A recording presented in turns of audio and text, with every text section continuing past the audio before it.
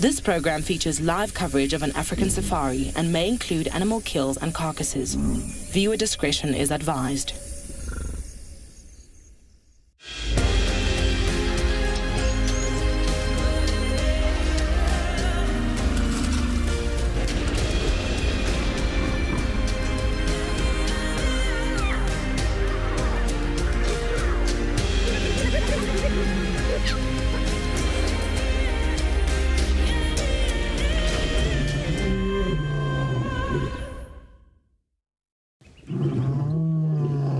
Good morning, everyone.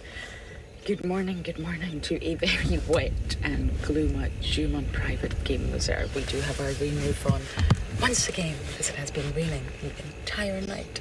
My name is Lauren. I do have Umpo on camera and it's just cleared up a little bit. The thunder and lightning last night went from when we went to bed through the entire night. So I'm very surprised it has actually stopped. So the ground is waterlogged and I believe only 18 mils of rain fell, which is surprising. Tristan and I were saying this morning, because we have tin roofs, it actually sounds a lot heavier than it is. But the lightning was just something quite surreal. So it's only windy out today from the Djuma side, I'm afraid. Rusty, once again, is not working. So Tristan will be all cozied up in FC on the dam cam. But either way, this safari will be live and interactive, so please do talk to us, especially on a day like today. We need your questions and topics and all sorts of things sent through to us, and you can do that using the hashtag WildEarth on Twitter, or you can use @FC on the YouTube chat, or you can head over to the WildEarth website, and as long as you've registered, you can submit your questions there. The birds are happy, that's for sure. Shall we start driving, Nimble? Let us drive. We had an interesting night last night. Something was happening in one of the blocks, so I just want to check, but we didn't have a spotlight. So that is what I am going to do. But before I forget, kids, please do talk to us. They're really, really important, and it's a Sunday after all. So send in your comments and questions via email.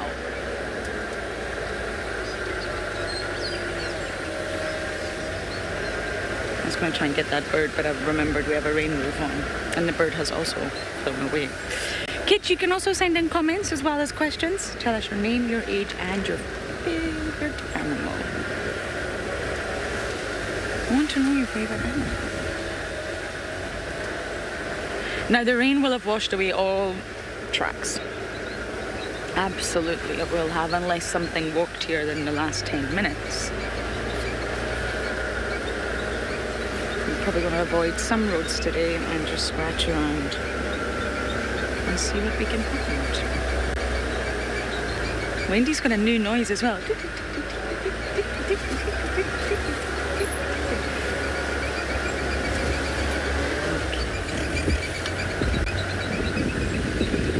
Once you hear it, you can't unhear it. I can't focus my mind on something else.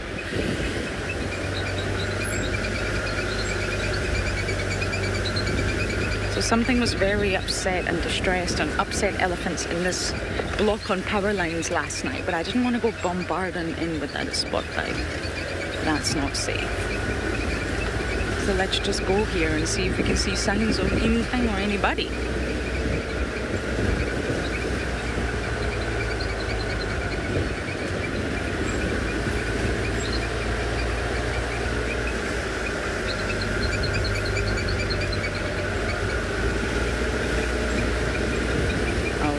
It's very obvious what the weather is like in Djuma, but let's take a look.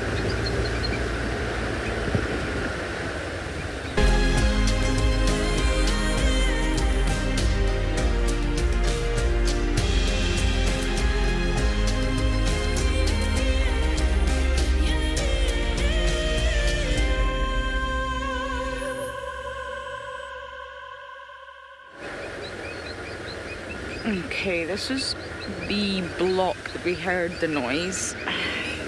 Just think I'm going to stick on this road. But it's not been a lucky arrival back, I must say. I am hoping that slowly we can start to find some of the characters again and catch up with them. Yeah, the ground is just completely soaking.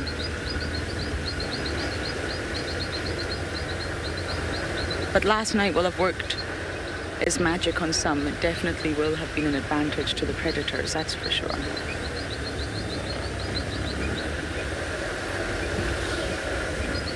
Do they seek shelter from rain? Absolutely, they will. But there's not much shelter. Look how barren it is. Look how open it is. They just have to deal with it. Humans don't deal with it. Our electronics don't deal with it, but animals have to.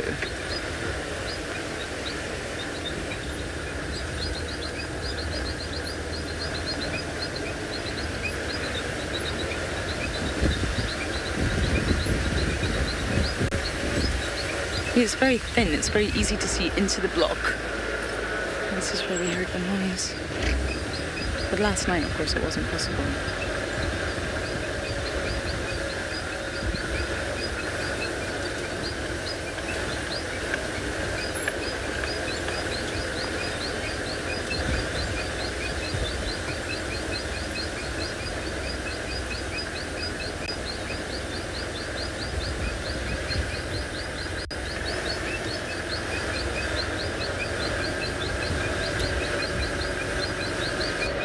See how open it is? I'm not just incredible, and yet last night we couldn't see. Plunged into darkness. Okay, as I scratch around, we are going to send you over to Tristan, who's sitting on the dam cam.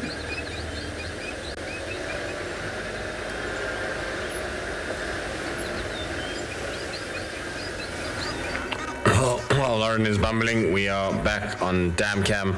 How things stop working overnight, I don't understand, but that's what it is. It's like the little gremlins come in the night to play around. So Rusty's equipment is just going under a little check. As you can see, there's a very, very busy Egyptian geese pair, which we'll get into shortly. My name is Tristan, and like I said, we'll be scratching around the dam cam. It's rained quite a lot, so I don't expect very much animal-wise around the dam. Hopefully get some birds, but animal-wise, we're going to, I think, struggle a little bit. There's going to be tough times from a finding of animals point of view until such time as the sun comes out again and the rains, well, the effects of the rains dissipate. There's a lot of water now for animals to drink in little puddles, and so they don't actually have to come to these big main dams for the next couple of days until such time as that all dries out again, or it will just get topped up and we'll be into the swing of summer, and that's how it rolls. Anyway, Egyptian geese are very loud and very vocal this morning. I'm sure they had a long night of thunder, lightning and rain, and so feeling probably a little fresh now after all of that, and I've got a lot to say about life. And probably also I can hear another one kind of calling in the background, so I'm pretty sure there was another individual here or another pair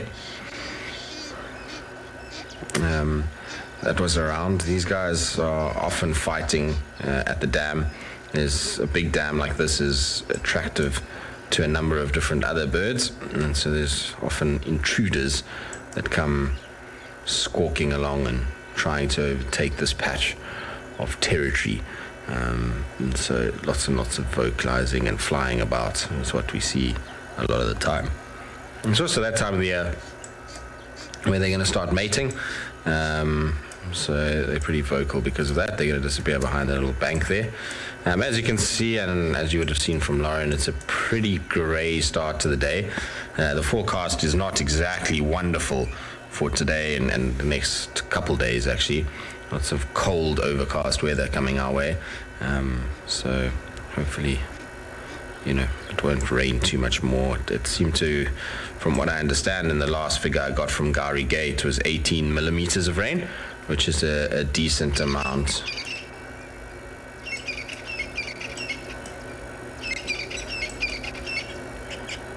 Yolanda, yes, many of them. Birds would be one of them, so a lot of the birds will just go and try and find a thicket and just get in there. Cats do it regularly. If they can find anywhere where they can get out of the rain, they do so with much energy. They'll try and run to the nearest little branch, overhanging bush. If they can find something that is even man-made that they can get under, even better. So like places like the Kalahari, you sometimes find they go into the public kind of ablutions, and even in the sort of picnic areas, get underneath the tables and into where the bathrooms are, just to try and get out of the rain. So they're pretty good, that kind of stuff.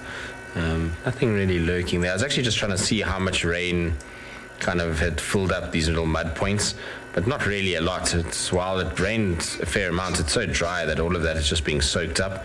But what is going to happen is that rain would have definitely caused a massive spike in the amount of growth that we're going to have over the next little bit.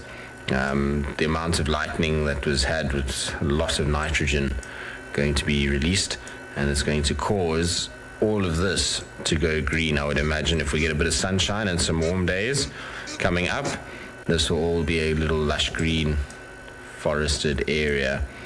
I can hear a hornbill somewhere here, so I'm just going to check. There, it just flew away. Of course. Sounded like it was down below us. It's just flown across from here towards the dam area. I don't see any of our herons. I heard them calling just now, but I don't see them. What's that? Is that a little greenbacked heron? That's just flown. Where is it going? I'm trying to see where it went. Looks like it went over the dam wall there, which isn't ideal. These Egyptian geese are loud. Shoof.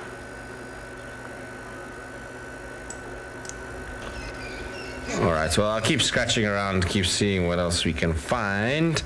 Hopefully something will come down during the course of the morning.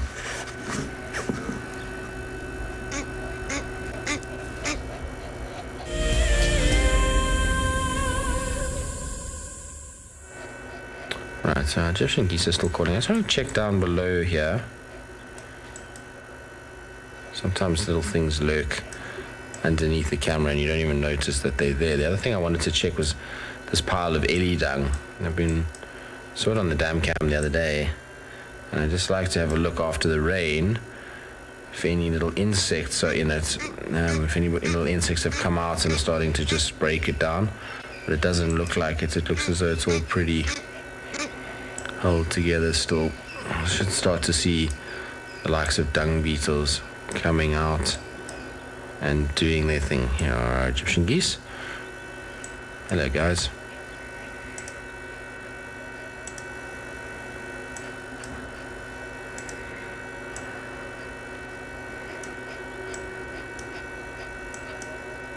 Making a lot of noise this morning, you lot.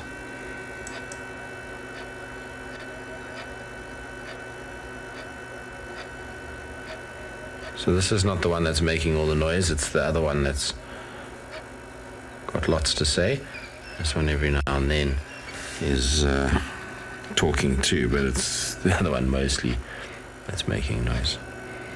They're going to also be happy, these guys, because this bit of rain is going to bring a nice bit of green grass for them. And we know that these guys are grass eaters, particularly grass that is fresh and short. And you can actually see around the feet there, those little green shoots that are coming through already.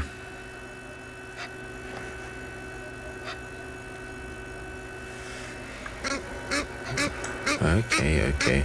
So that's the female that's calling now at the moment. She's the honker, and the male is the hisser when it comes to the calls. So that's the male calling now, and then the female is that honking call that you hear.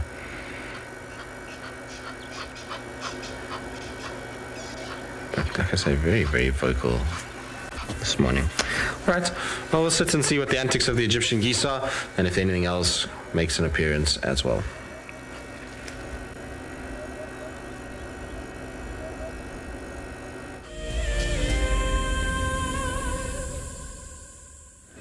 I have looked around that area, driving very slowly. All the water is falling off the rain roof, and no luck. I don't know what it was. Something was upset, but never mind. We are going to continue south, I think. My favourite direction to head in on the reserve for some reason. But with the rain that fell last night, it's not going to take long for this bush to transform. Really. It's not going to take long at all. Things are going to start flourishing. We're going to start to see species and organisms that we haven't seen the whole of winter. And once this bush gets thick again, my goodness. I think this will be the most barren we see it. From now on, it's going to transform, it's going to change. Even on the fire break, you can see all the shoots coming up now, all the grass regrowing. The circle of life.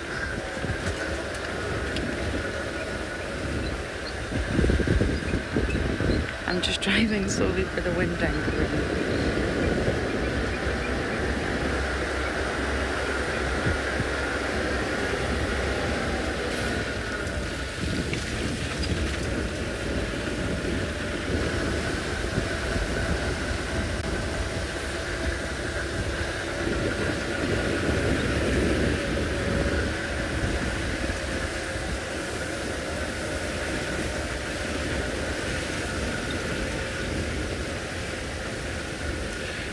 I don't think predators really take advantage of rain as such. Storms, wind, absolutely, maybe heavy rain.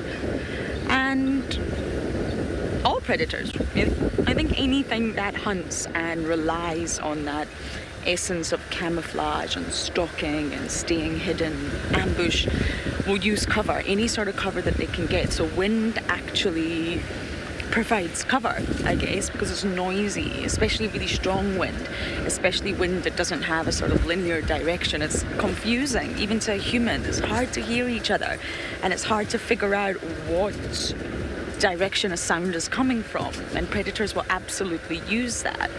Maybe not consciously so, but they know that they can sneak up and the prey's hearing is impaired.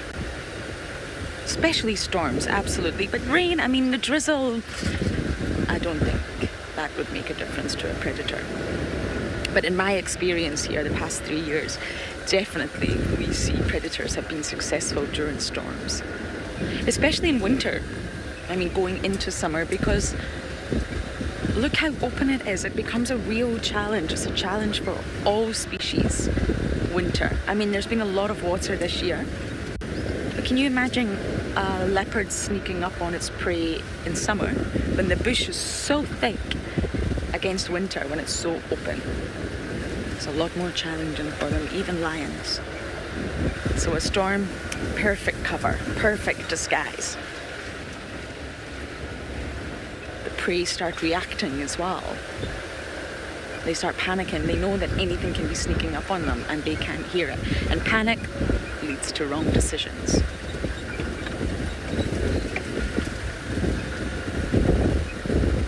I mentioned this yesterday, but I really don't enjoy the western side of the reserve for some reason. It's just not my favourite side, but I drive it, and I'm driving it now because, of course, that triple M boundary, a lot of animals cross over. It's worth it. I just don't enjoy it. It's my least favourite section. That.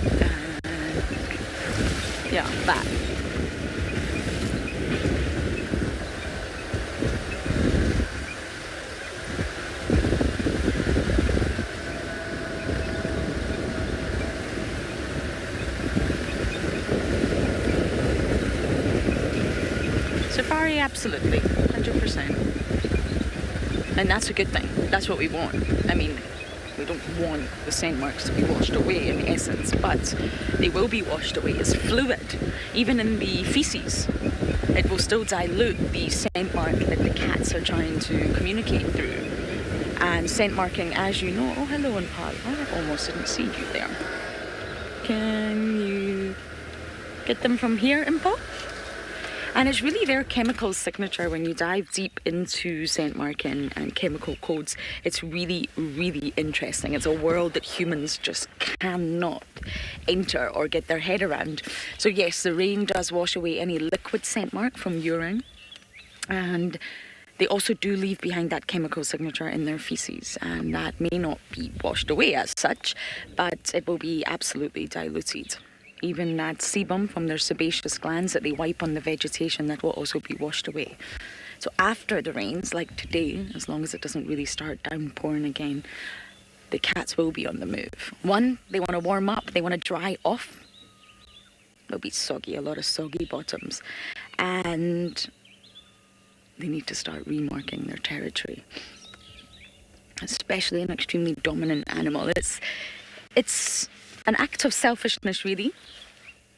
The way of claiming territory. Where if you look at the impala, their act of selfishness is being together in a herd, safety, numbers. And claiming an area as yours is social dominance, is selfishness, is saying, hey, this is my land, this is my area. Keep out. And that's essentially what the predators are doing. And it's amazing. We can smell the popcorn, that is true, from a chemical called 2AP. But in essence, we can't smell the leopard urine and say, yeah, this is Kalamba. Oh my goodness, she's coming into estrus and she's dominant. No, we just smell popcorn. Whereas if you use chromatography and you actually analyze the scent marking fluid, it's called marking fluid, there are so many different compounds. And no two leopards, no two individuals, even lions, will have the same chemical signature. And that's really how they communicate. They live in a chemical world. We have literally no idea about that chemical world. Oh, Impala, you look so wet and soggy.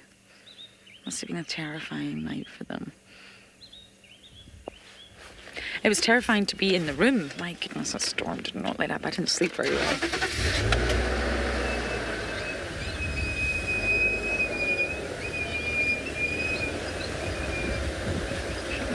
Windy has become so squeaky. And the impala have disappeared. They must relish light. They must relish the sunrise.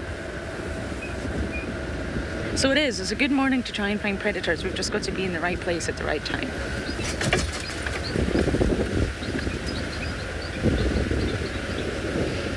Okay, we're going to keep bumbling along all the roads that are prominent for our characters. But let's take a look at the expeditions you can join with WildEarth.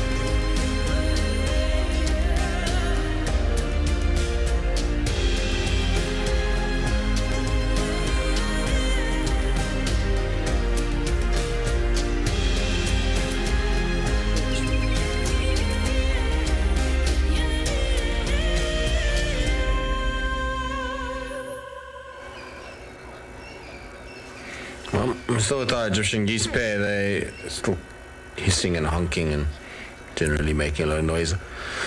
Not a lot of feeding going on. It doesn't look like a lot of courtship either. It's just kind of being noisy, which is what they do best. These guys like to make a lot of noise.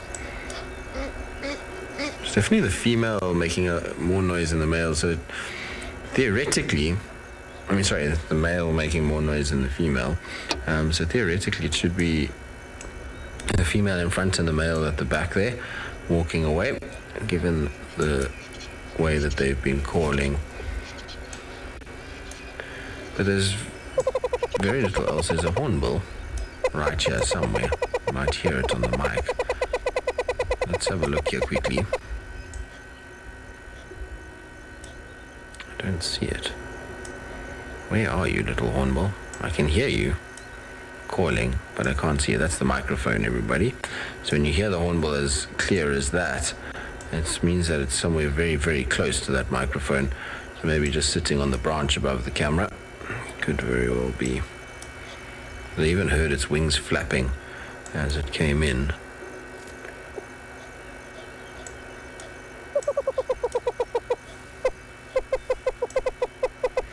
Mandy, nope. Egyptian geese are here all year round. The Hornbill making a lot of noise. So they are here, it doesn't matter what time of the year, they are here. They are not a migratory bird. But the good news is actually we are going to get a lot of our migratory birds now coming through after this bit of rain that we're having. There's definitely going to be some interesting birds arriving. In fact, yesterday I saw on one of the groups that I'm on, which is the Sabi Sands bird group, that there was a collared pratincoll seen yesterday on Mala, which is nice. So that's a bird that we see at Chitwa every now and then. Last year we were a little bit absent, but I think I saw them once last year there. This year, let's see what happens, or this summer season, should I say. Let's see what happens and whether or not we get pratincolls coming in. They were on Buffel's Hook a lot last year, so I don't know if it's the same birds that I'm sure this Egyptian goose will take off now as well. I'm sure it's the same birds that were on Chitwa, that were the ones that were nesting at Big Dam this year. So that's nice to see. No one's reported any cuckoos that I've seen yet, but they definitely will arrive shortly. With the rain like this, it's inevitable that we're going to start to see cuckoos arriving, and especially if we get a bit of wind coupled with this rain, and it's pretty quick for them to come. I wouldn't also be surprised with all this rain if we get a lot of water this year that we get some of the tern species coming in. So white-winged tern coming our way, or whiskered tern. They often come in. I've seen them at Chitwa Dam before. Grey-headed gull I've seen at Chitwa Dam as well. So if we get good rains, then those are all possibilities, as well as a lot of wind, especially if it comes from the east. Blows a lot of those birds in from inland Mozambique into this area. I'm sure it's going to be a good bird season. We had good rains last year, and so far the rains are pretty early this year. Well, not early, but they're on target, so we're not sitting with a situation where it's late. So we should get good migratory birds this year. Ferret, no, Egyptian geese do not fly in a V formation like Canadian geese, and that's because these guys are generally in pairs together, and they're not in big flocks, and they're not migrating anywhere. So it's normally just single or pair individuals flying. Sometimes you'll see them at like a dam if they've been successful with their offspring and they've managed to raise 8 or 9 goslings.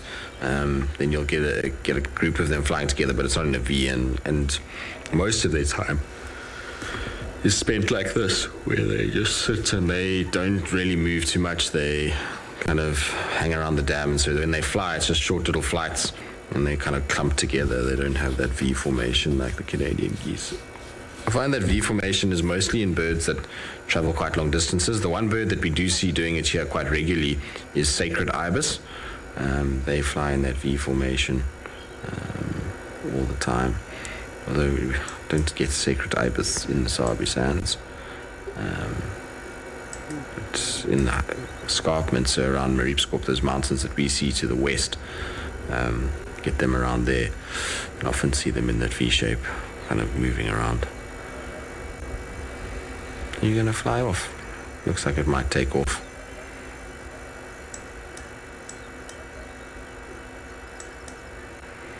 Alrighty, well, our Egyptian geese are moving around and doing their thing. We'll see what else we can come up with on the dam cam.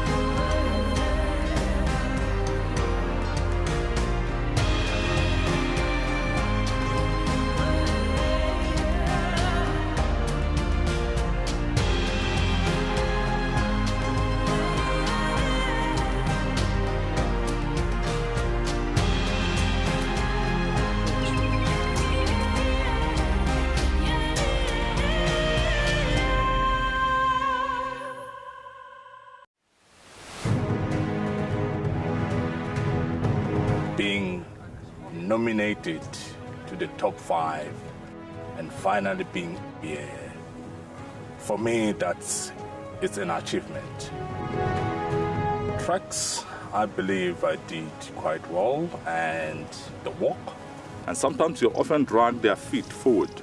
The storytelling as well. So yeah, I think that's where I see my strongest point. And then, that was the opportunity of the scrappy. I say the bedding and the call, definitely, for me, it was quite a big challenge.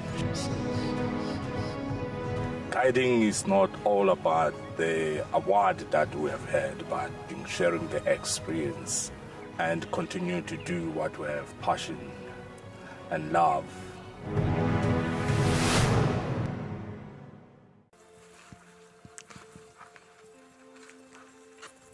Hello, Mama. Just checking us out, everybody. There's no aggression here. Very relaxed. A herd of elephants moving around your car like that is truly, truly magical. Tune into WildEarth every single day. It's in your nature.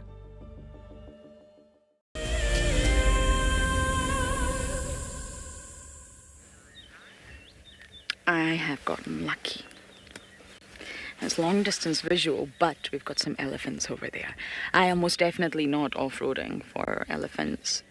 For many reasons, they are not going to be happy. Elephants are very reactive. They've had a tough night.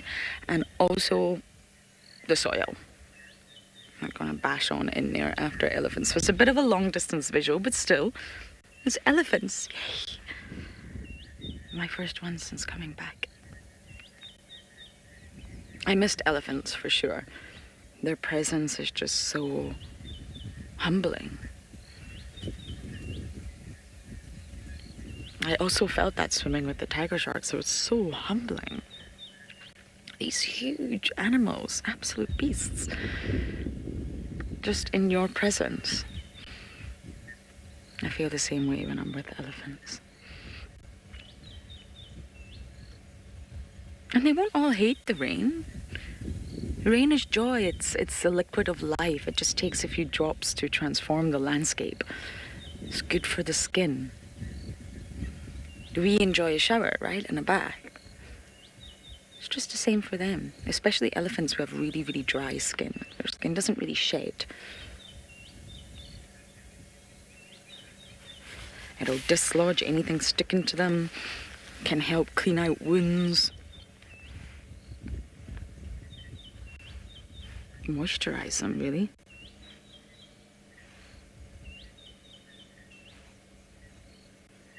So not all animals are going to sit and hate the rain, naturally. They may get cold, but it's the liquid of life for them.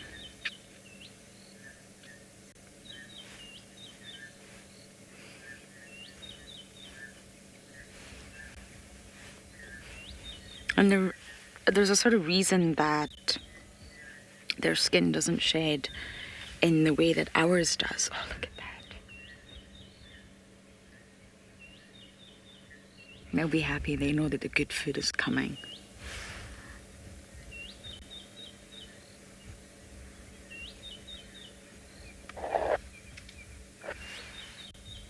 Yes, sorry, there's a reason it doesn't shed in the way that our skin sheds, and that's to allow a build-up of skin. And it's sort of a keratinized epidermis, if you like.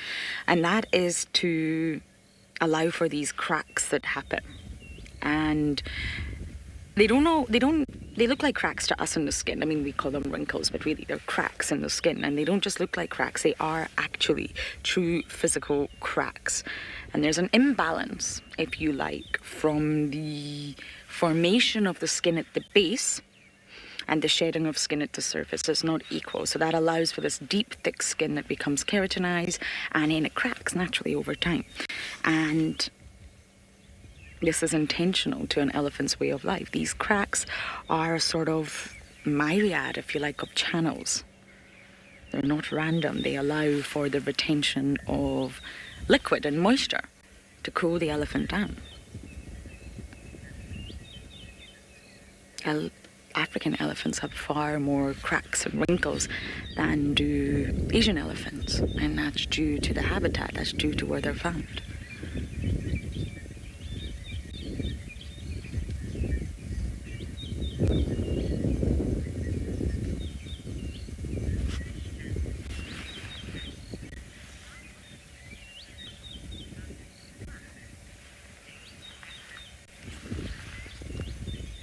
This is so lovely. I know it's a long distance visual, but it's so good to see them. Big Cat, you're asking about must, and of course that's a condition. Well, it's not a condition, it's when elephants are sort of reproductively ready.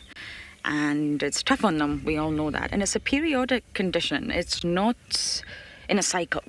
Like, for example, female menstrual cycle in humans is very much in a cycle pattern. It doesn't really work like that for elephants.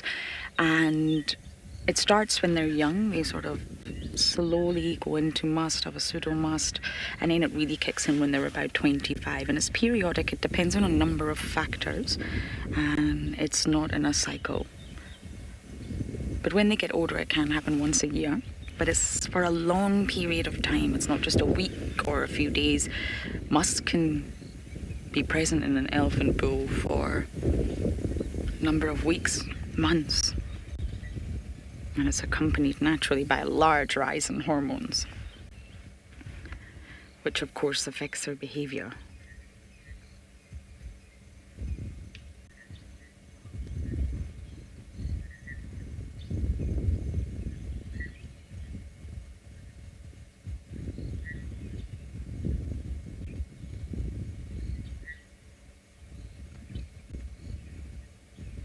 There's actually different stages of must as well. It's not, just go into must like that. It's actually broken up into pre-must. And if I'm not wrong, I'm sure this can last up to about 3 to 4 weeks coming into must. And then you get must, which is obviously the peak. And then you get a post-must condition as well. It's not just sort of one stage. It starts slowly, reaches the peak, and then slowly dissipates again. And it also depends on their condition. So there's actually a study that says elephants in captivity, especially when they're maybe in poor quality captivity, maybe trapped in these zoos that are not really legal or approved by the government, and they're deprived of food and the nutrition that they need. Elephants can actually go into must much less frequently and for much sort of shorter duration. So it does depend on external factors and the health of the individual.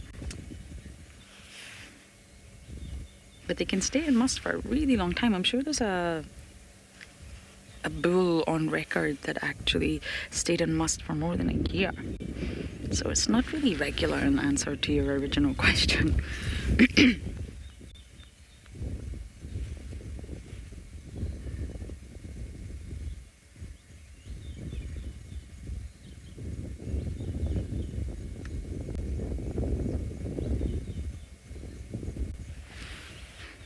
I'm trying to think if we can get a better view of these ellies, but they are quite deep in this block. I'm not sure it's going to be possible.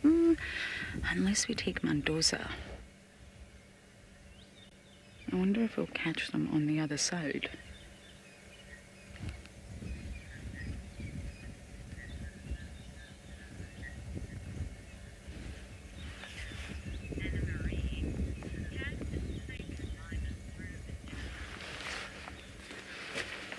I think we're going to go around.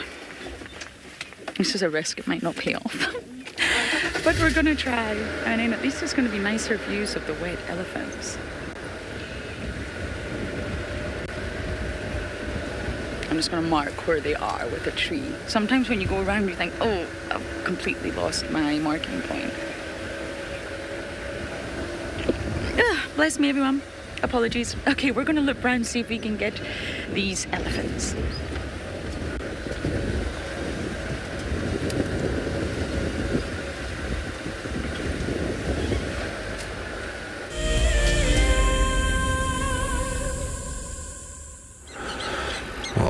Lauren looks around for Ellies. Our impalas are still just sitting in amongst the thickets. You can see every now and popping up their heads and looking around.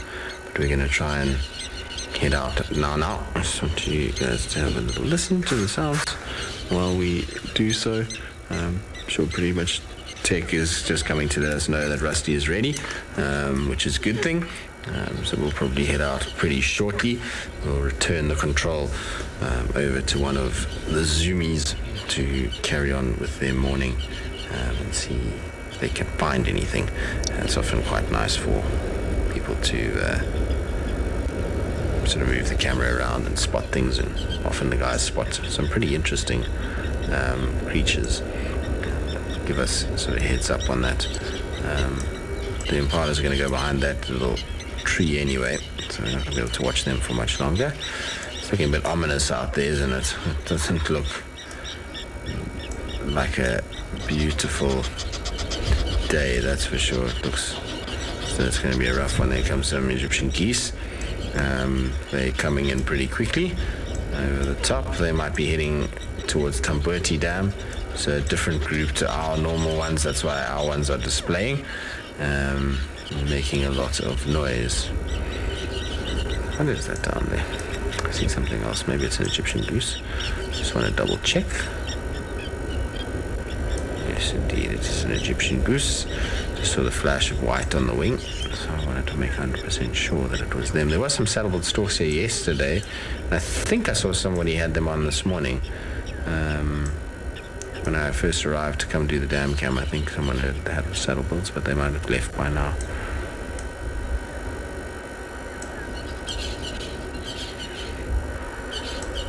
Alrighty, well, just a little bit of scanning around just to check what's happening. There's our little lapwings down at the bottom here. Pretty sure they're still on the nest, as per normal.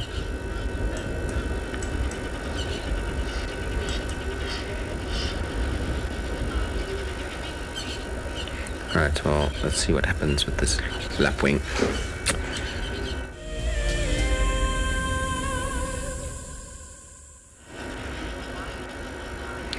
Well, we can see our lapwing is just tucked up against the wooden section there, or a little fallen over stump is probably what I should actually say.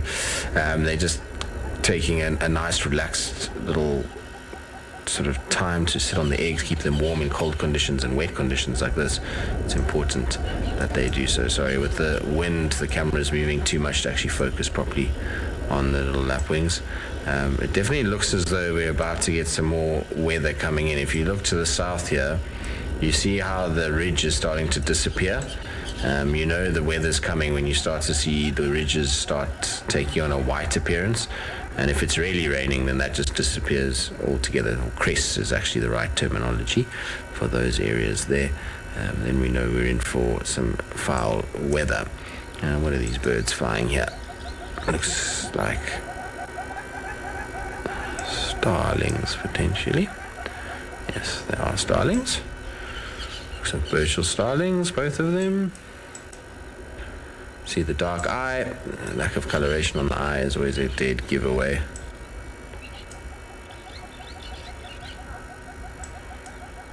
So sugarbits, they should start building nests pretty soon now.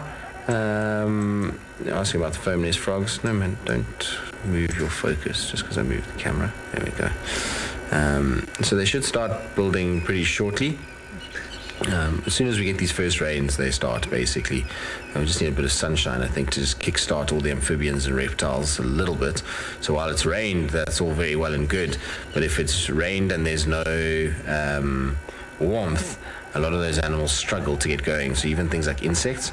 But as soon as we get a nice sunny day after all of this, then it's going to kickstart everybody, and we should start to see the foam nests coming out.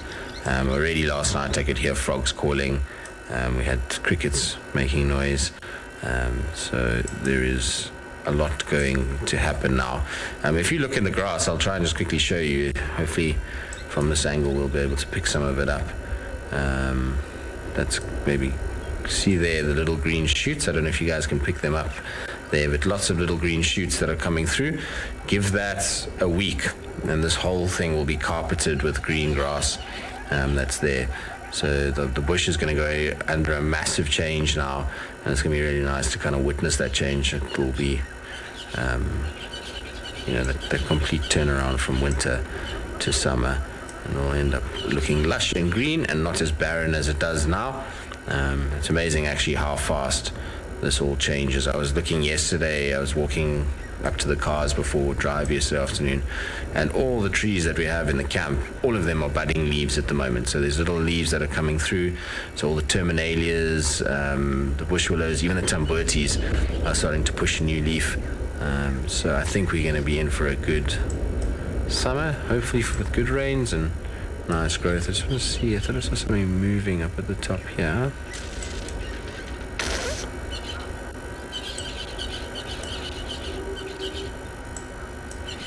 Well, so the herons should start mating now to most birds. We'll try and take advantage of this time of the year. It's a time where there's a lot more available through the summer periods. So you find with birds particularly that they start from now all the way through the summer season until, depending on rain, sometimes you can get some birds that will even nest a second time, and they'll do so late winter or late summer, should I say, so like April maybe a little bit late, but March definitely. So you get this kind of double breeding session that takes place with some birds, especially those that have short incubation periods. They'll sometimes breed twice in a season. So yeah, shortly. But where they will nest, I actually haven't seen a heron nest in any of these areas. I don't think we have the right sort of habitat for them, and way too many predators as well. The thing lurking around the mud, I was wondering if maybe, just maybe, even though it's cold this morning, that something would come down and want to just roll in the mud that's been created with that bit of rain. It would have just freshened all the mud up that the eddies have made over the past few months. But no, nothing there. It's crazy to think that this dam will fill up again even more. Should be a good summer rain season. It's the prediction anyway. Otherwise, still nothing else really lurking, bar a couple of birds.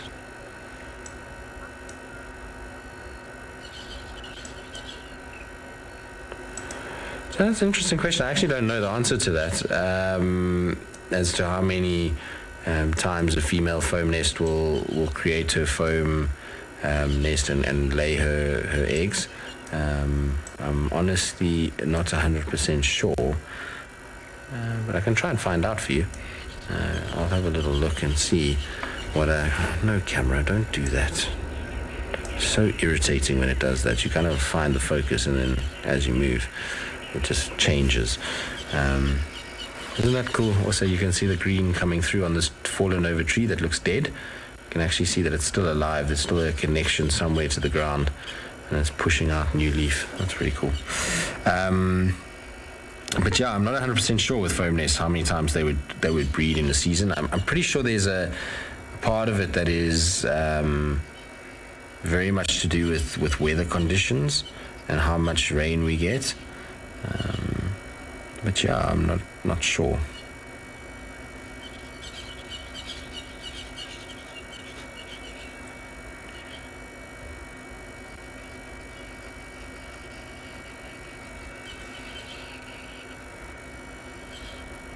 Little starling is holding its wings out. So it's not holding its wings out to get cool. What it's probably trying to do is just dry the under feathers.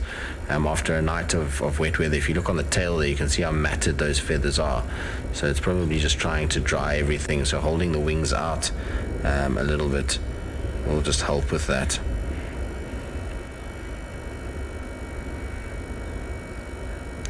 I'm wondering if anyone's ever studied the foamless tree frogs enough to know how many times they do.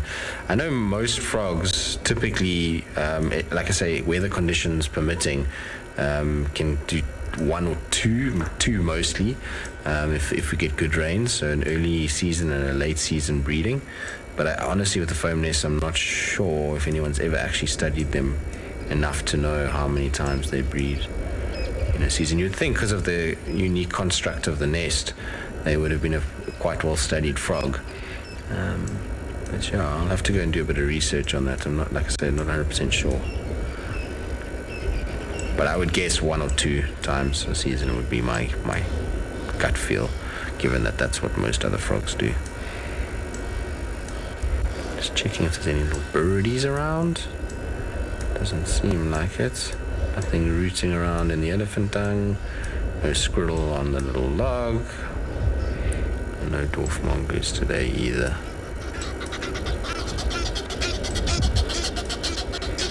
It's just our dwarf mongoose, just our Egyptian geese still shouting.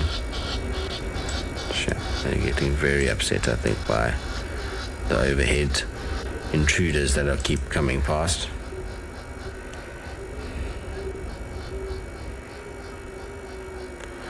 Alrighty, I'm going to get off this dam cam. I'm going to go and do some proper driving around and go and see what I can find. Meantime, though, JP has also joined us. Seems like the rain has stopped at Pridelands, so let's say good morning to him.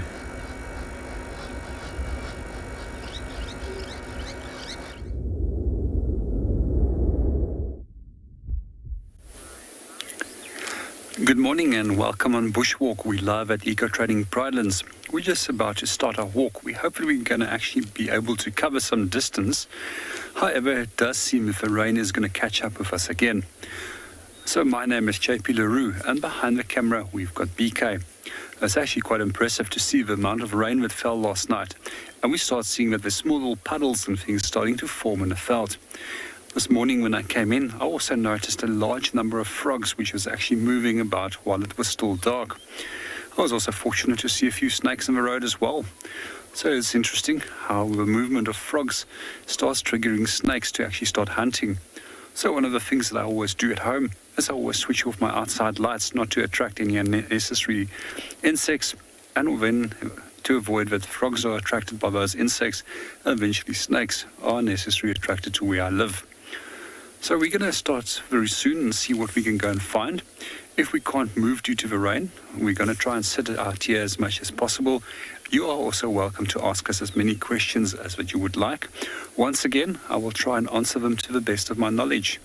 So just for a few of the viewers that were asking what were we up to yesterday while we did cut the cable, we were busy watching a monitor lizard, and then the next moment we noticed that there was an elephant that was very close to us. So the wind started moving into the direction, and we just wanted to avoid that the animal was going to detect us. So what we did is we just very quickly moved out of his way so that he couldn't smell us, and we all safely moved off without the elephant actually becoming aware of us.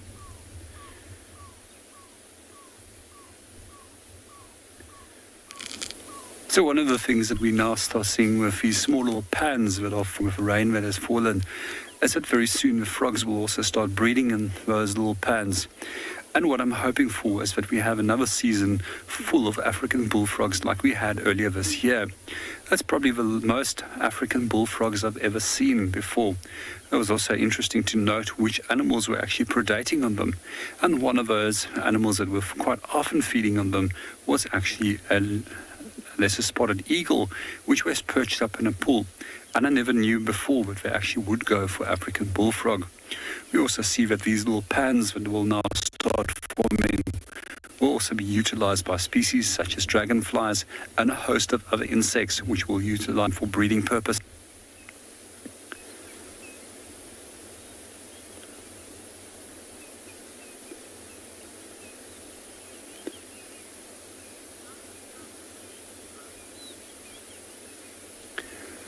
Good morning, Mandy, and welcome to the show. I actually haven't really counted the amount of frog species for the area, and I haven't done a proper study on all of them in the area, but roughly for South Africa, there's some 158 species of frogs. If I remember correctly, I did a count for Kruger National Park on a list a few years ago, which I created.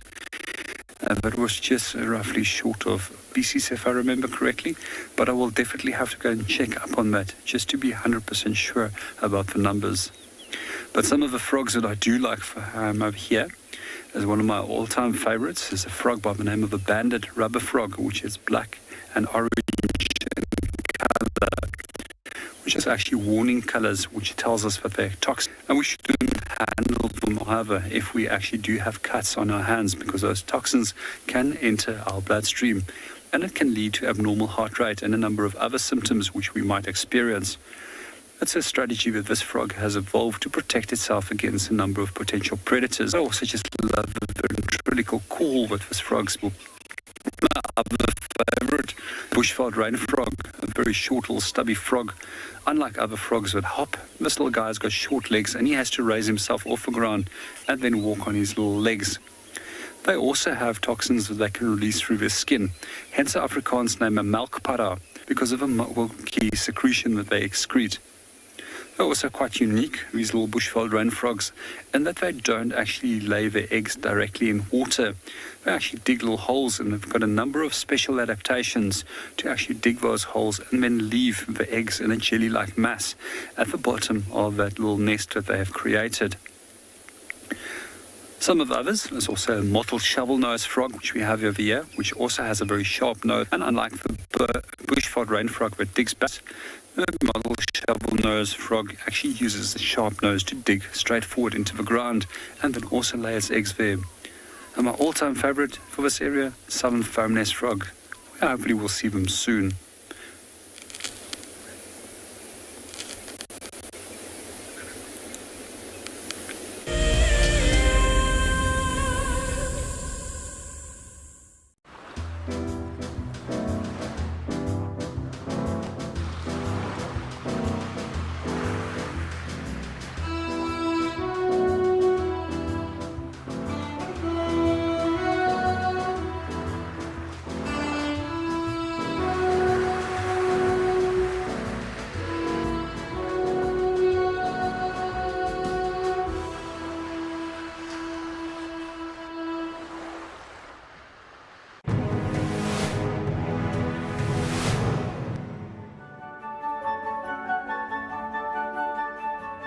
Civilized to just found some black rhino tracks, a mother with a calf. The calf tracks are so small.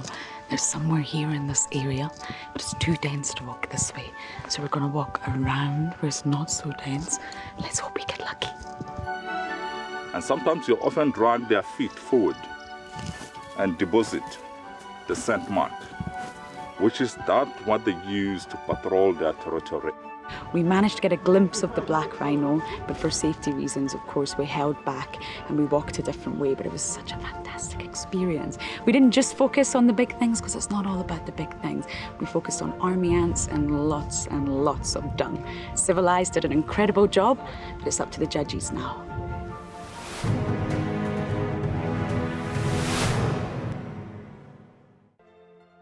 Something very, very interesting. I didn't plan this, but this is a scene rarely seen. This is what we call a journey of giraffe. So beautiful.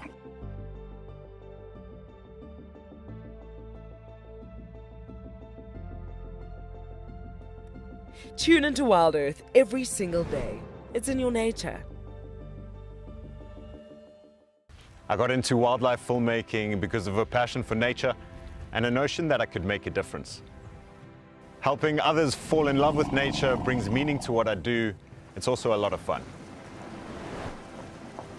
A couple of times per week we receive some very heartfelt messages from viewers telling us about how WildEarth has made a difference in their life, whether it's helped them through a difficult period or simply helped them to reconnect with nature.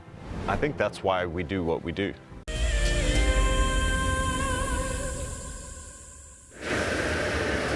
There is a report of something that I would really like to see along here. Believe it or not, this is the road we were on just to the start of drive. So, fingers crossed, get lucky. It's not been the luckiest few days, but we'll get there, chaps. We will get there. I wonder what summer will bring this year. Summer last year was... It kept on giving.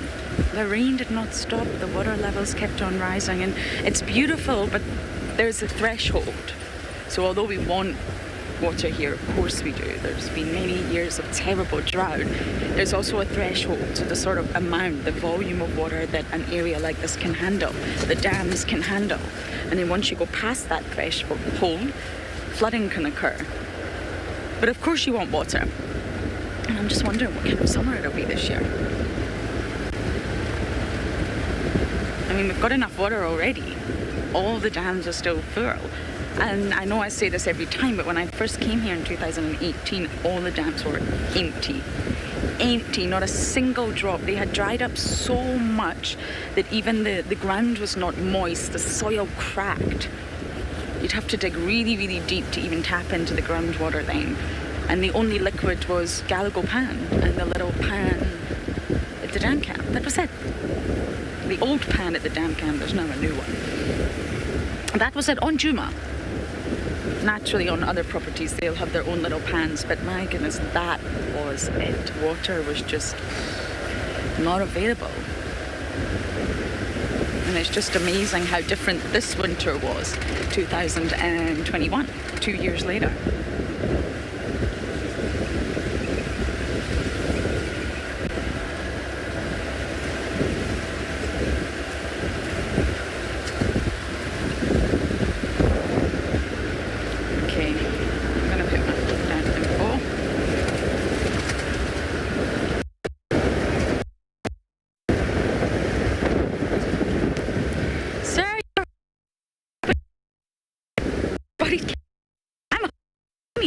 No, we got lucky with elephants. That's not true. I would love a spotted cat. I'd love a spotted hyena. I'd love a tawny cat. I'd love Batilda. Batilda! I don't know when the last time she was seen. I would love the mottled coats of dogs. I would really love anything at this stage. Anything to tide us through the rainy days. Sorry, I'm just going to pop up this rain cover. Yes, spotted cat would be so delightful. I have heard, I mean, obviously speaking to colleagues and speaking to friends and neighbouring reserves, that it has been remarkably quiet on Djuma. Our traverse is naturally limited again to Djuma and Chitwa. And the spotted cat variety have been very limited. But I'm really open for anything today. Following instructions to where this report was. Woo.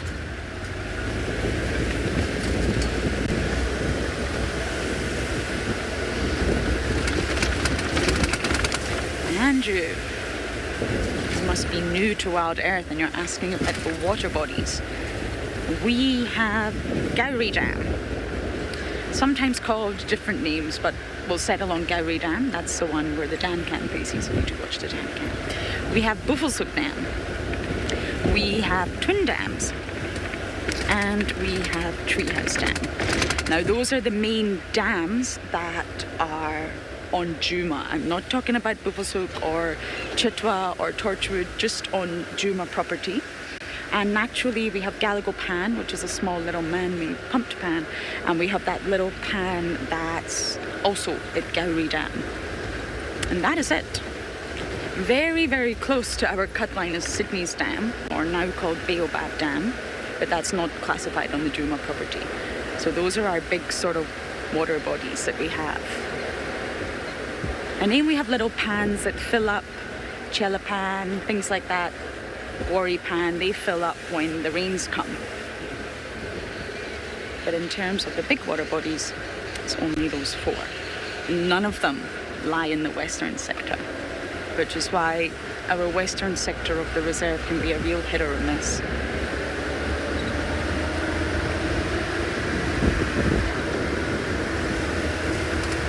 Where there's water, there's life.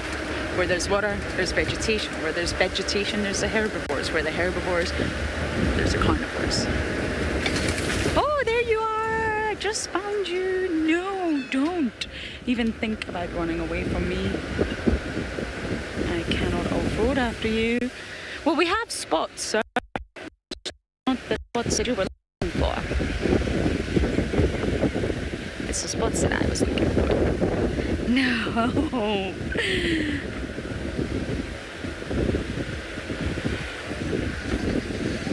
This is a game path, we can't go in here.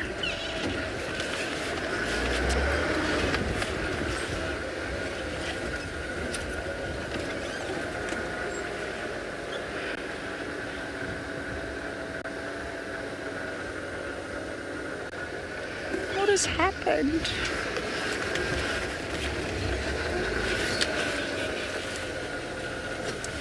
It is a hyena, sorry, I just all of a sudden realised I was not clear on that. It is a spotted hyena. And there was reports of it. So I raced all the way here to try and see it. And naturally, it has just started walking into the block. But because this is a game path, we can try and pop our nose in.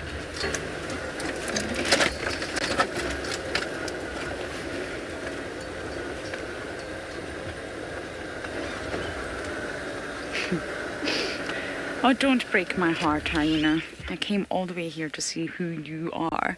Very light, very small.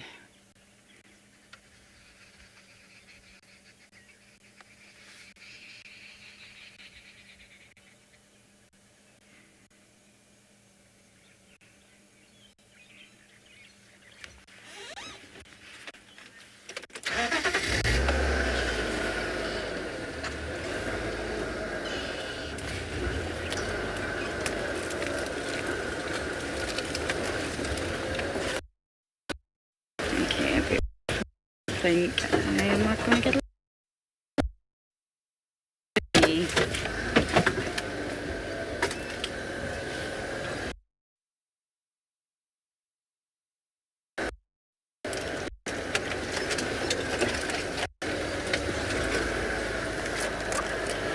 I think we've missed the boat, guys. We've missed the boat. It's too thick. I don't want to go any further.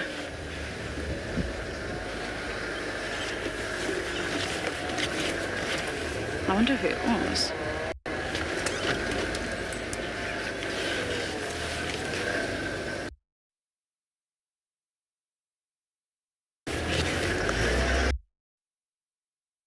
Anyway, I lucky leopard stint last time. I was so lucky. It was one of my best stints last time with all the leopard interactions, Sabui's cubs. I'm really going to try and focus as much time in catch as possible. It's a bit difficult, but that's what I'm going to do. Try and find out where they are.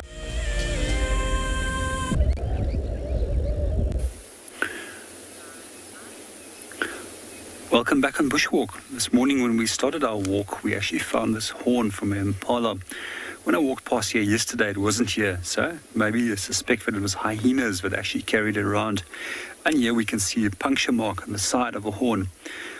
And we know that hyenas are actually one of the animals that has the strongest bites of any species. And they can even crush a full-grown adult femur with a single bite. They also gain a lot of nutrition by feeding on bones. But we also quite often see when a kill has taken place, they very quickly assist with the scattering of those bones. Just a few things that I just want to point out with the impala horns. So quite often when we do look at the base of a horn, it's quite nice and broad over here. Unlike the female impala that we saw a few weeks ago, which by accident had horns, which is quite a rare sighting to see, that has quite a narrow base. And some of the things we can also see here is the inner side of the horn, which is basically a bony inner core, and then the horn is covered with keratin, which is a complex protein, which is the same substance as which our hair and our fingernails consist of. A few times we've already mentioned in the past that there's not really anything that can digest keratin. And quite often when we do get hyena fur balls, we find that these keratin sheaths or pieces of keratin as well as bone splinters are wrapped in that bone and then regurgitated as it can't digest it, but also to prevent that the bone will damage the intestines. There's actually very few things that the hyenas cannot digest, and the only exception is actually enamel and then the keratin, outer layers of the horn. What we do find that often with these horns is that these horn moths will then lay their eggs in here, and then the larvae will develop on here and then consume and recycle the keratin back into the ecosystem. One of the questions which we often get asked by guests is, what is the difference between a horn and between antlers? So none of the indigenous antelope species within southern Africa has antlers. So antlers are also seasonal growths, while horns are permanent growths. We also generally find that horns are single, structured, while anaphylas tend to be multi-branched in appearance. And they're also often covered with a velvet-like structure, which we will see on top of it, unlike that of the impossible hard keratin layer on the outside.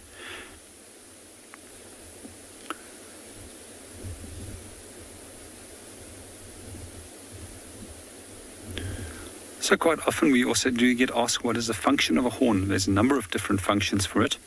Firstly, defense has an important role for a horn, and especially amongst rams and bulls, they'll use these as weapons against one another when it comes to obtaining dominance.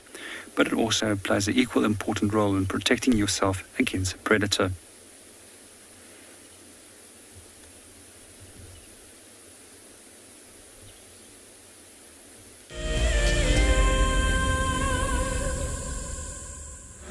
Well, we've traded the dam cam for Rusty, and we're now out and about. We've got some tracks which I think is for Talamati Pride and a whole bunch of vultures. And given the weather last night, it wouldn't be surprise me that they've made a kill here. So I just want to follow up quickly and just see if we can find anything. The vultures are all just up ahead here. Just came around. We actually spotted them from on Philemon's cutline side, but they're much closer to Rebecca's. Now, of course, the weather is not good, so vultures can descend and all sit in clumps when you've had rain like we've had this last night.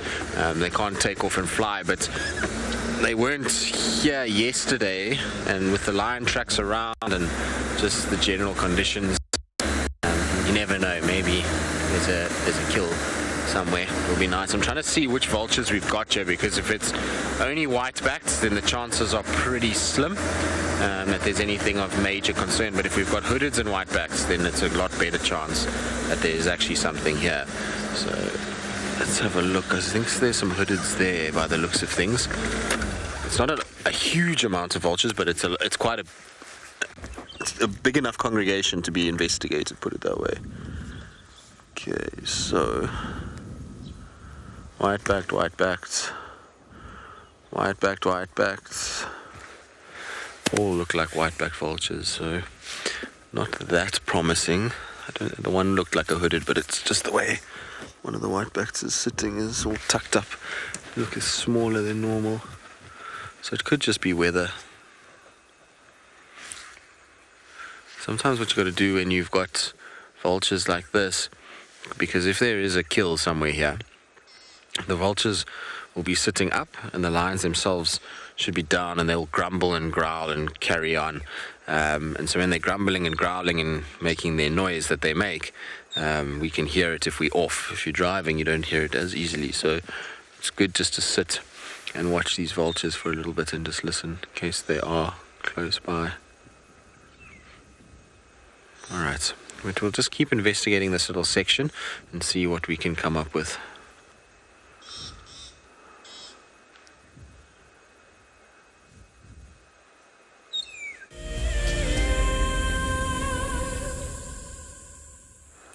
Well, some very soggy, very miserable looking vultures. But we've got a number of them here, and just want to investigate why we've got so many of them. You do see them in weather like this sitting. They often are in a situation where they come down in rain and storms like we had to rest and just to get out of the way. But we also have tracks for the Talamati Pride here, so you never know. It looks like the Talamatis, at least one male and one female that I could see, and I know the Talamatis crossed our side, but you can see a whole bunch more vultures there. I just want to check carefully here. The last tracks I had was on the top side of quarantine coming into this block, and we know that the wildebeest were around yesterday, so it's very possible that they've managed to grab one of those inside here. Now it could be finished, because you see there's a tawny eagle here too. So tawnies always respond to very fresh meals.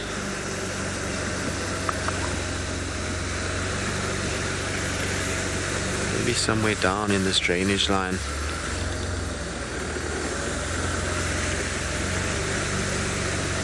There's actually a little two-track that goes on the other side there that I might just take, just to see if they're not somewhere there, because most of them, if we look on this side, are there, and there's actually two tawny eagles that are sitting there, as well as the vultures. which tends to suggest to me that something is dead here. I don't know what it could be. At this stage, it's still an investigation phase. But there's enough birds here to indicate that maybe, just maybe, there's something to find. What you could find also is that a young animal might have died of shock from the cold. So sometimes when you get these cold snaps like this with thunder and lightning and rain, there's if it's a smaller, younger animal, it can sometimes struggle with that. So actually, let's see if that tawny comes back. I'm sure there's something here. I don't hear anything. You know, if lions were still actively feeding and it was a pride situation, you would hear that grumbling and groaning that they make. So there'd be lots of growls, which I don't hear at all.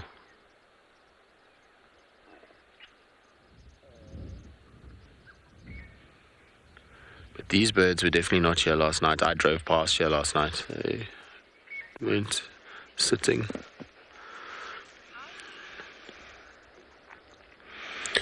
Julia, generally by eyesight. They have extremely good eyesight, do vultures. So that's normally how they locate their prey, is based off of that eyesight. So they see very well and they kind of pick things up.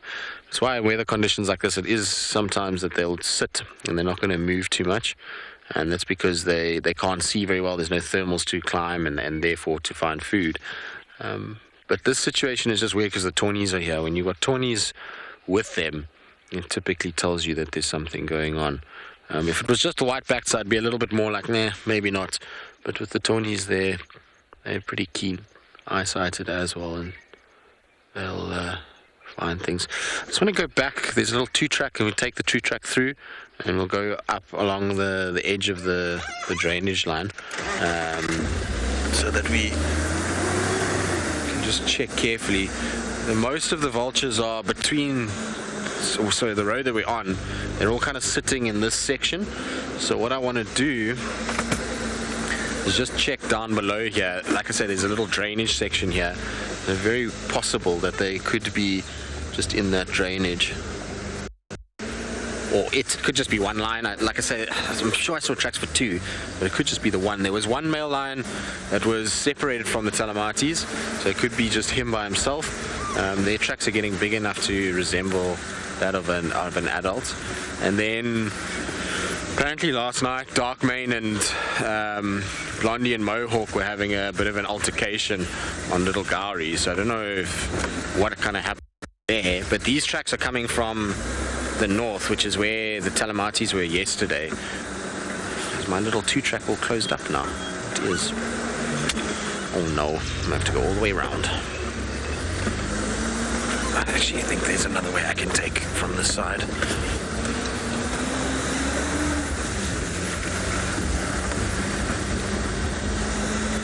Janet, so vultures can go a while, not ridiculous, like most animals, you know, for a couple of weeks, and then they starting to really kind of become emaciated and in poor condition.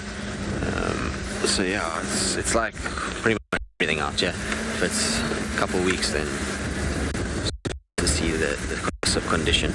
All right, let's try to just go in from here. It's old two tracks that we used to have in the Hosanna days. He always used to be around here.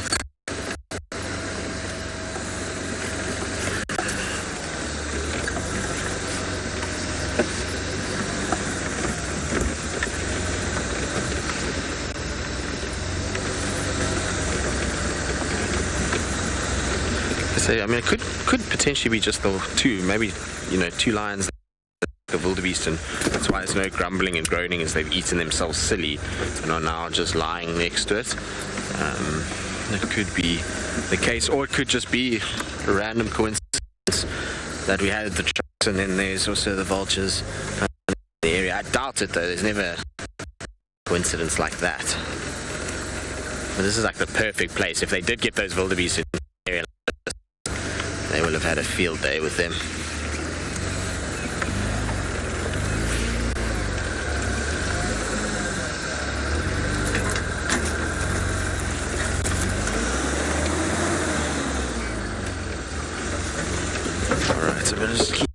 checking inside here quickly. There's another track that runs up to quarantine, which is where the last tracks were. So backwards, like along this drainage line. See if there isn't any sign of anything around here. In the meantime, though, let's send you across to Lauren, who's also still bumbling.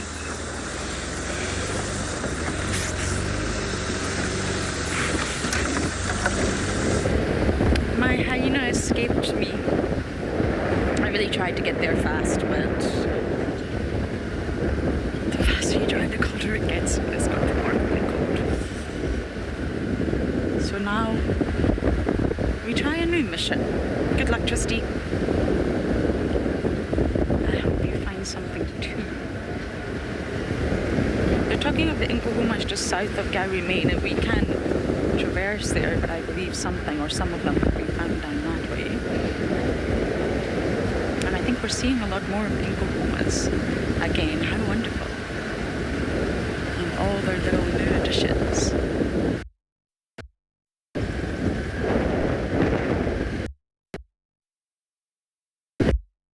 I think that's what it's feeling. Let's see if I can get the other kind of spots.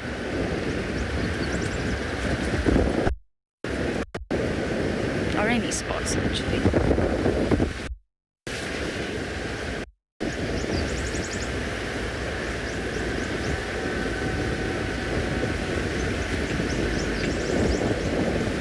We have some traffic. Let's just see which way it's going to go. Okay.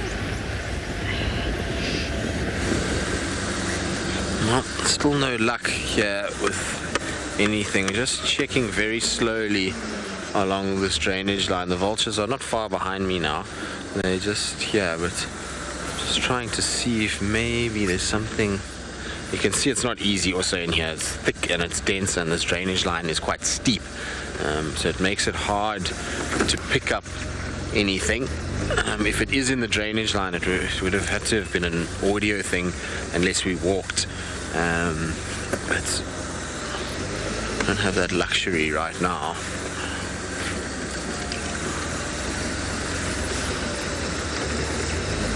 It's definitely the last track was up here, coming down this slope.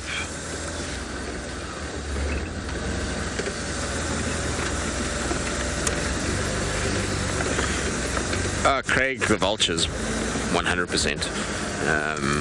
Their eyesight is uncanny.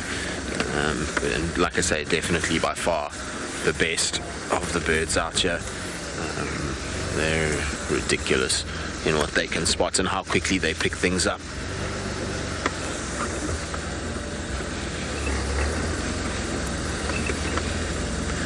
The thing is that I don't find any tracks coming out onto Philemon's cut line, and I don't find any tracks coming out onto Rebecca's, so they theoretically should still be in this block unless they cut over and popped out onto Rebecca's a little bit further than where we checked.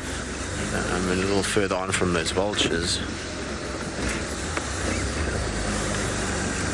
This block is not very big at all, it's tiny. I also want to just quickly double check those tracks and just see how fresh they are. If they're on, you know, how much rain was on. Because I saw them and I was like, well, you know, they've got a bit of rain on them, but wasn't a crazy amount.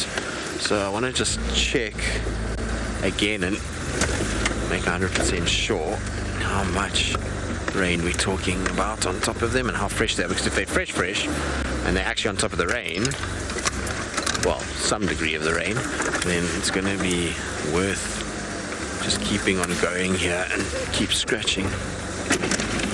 I took the wrong little exit, fortunately. There we go.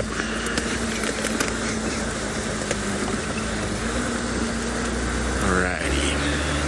Because from here it also didn't look like they were actually chasing anything. It just looked like the tracks were walking along.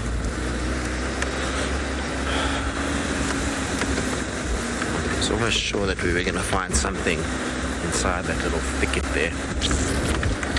Maybe it still is. We're just going to keep looking. The tracks come along quarantine here, and then on this corner into this. Let's show you guys now where the tracks are.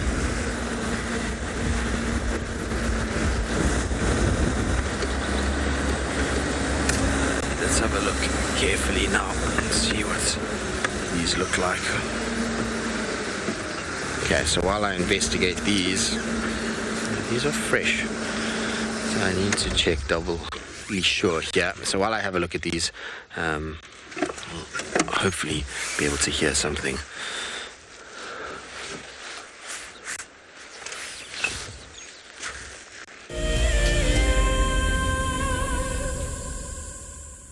So just jump.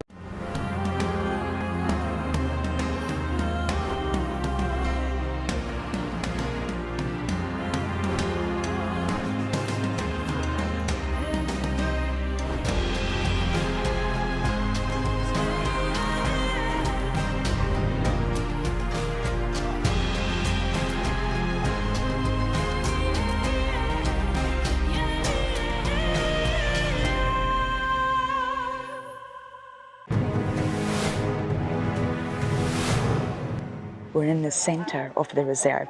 It's a much more open area, so a completely different experience. It's also in the afternoon, so just a little bit hot, shall we say.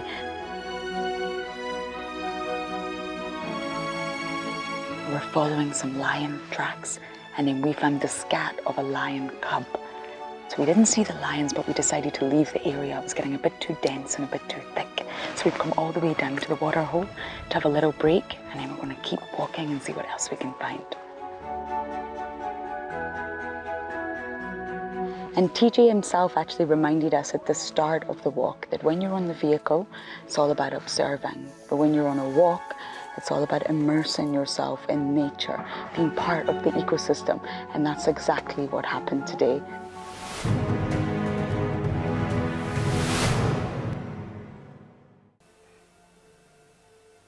This is a battle of two great carnivores of the African wilderness.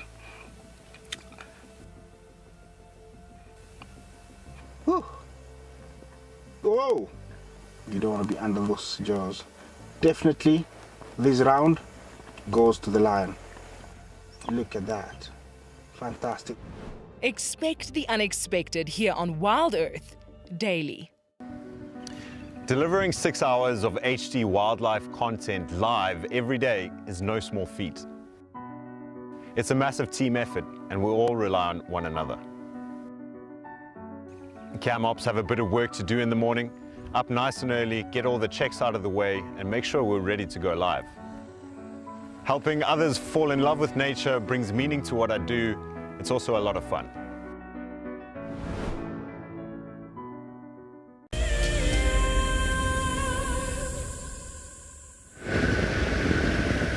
We've now got off the windy road and it's a lot more pleasant on Gowrie Main. We're going to head...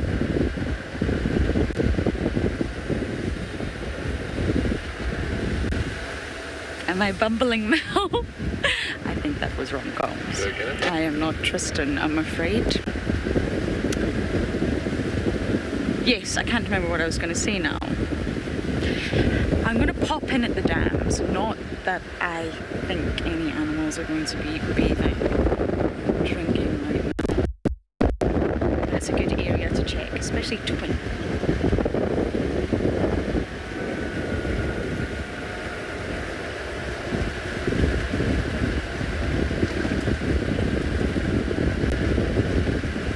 But there's a sighting on Hoffman's, which is a property we don't traverse, and I'm pretty sure they're saying it's in Oklahoma's. They're close, but far.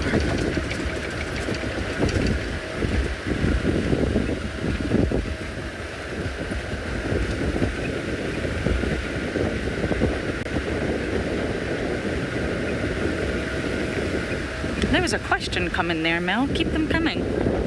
I is waiting.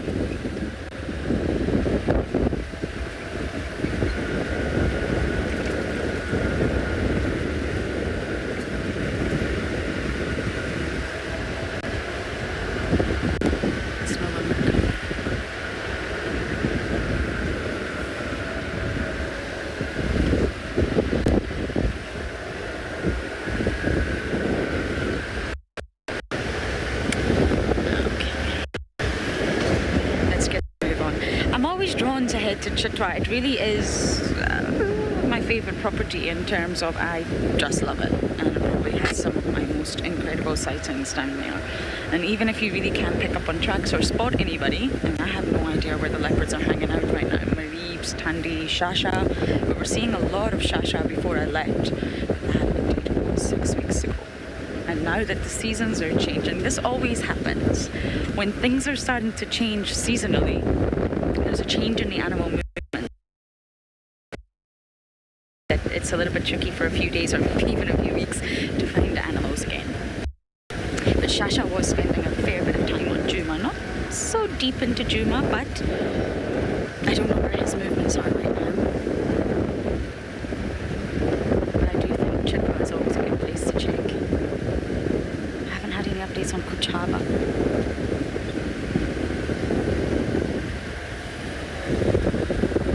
But I'm going to bumble that way anyway.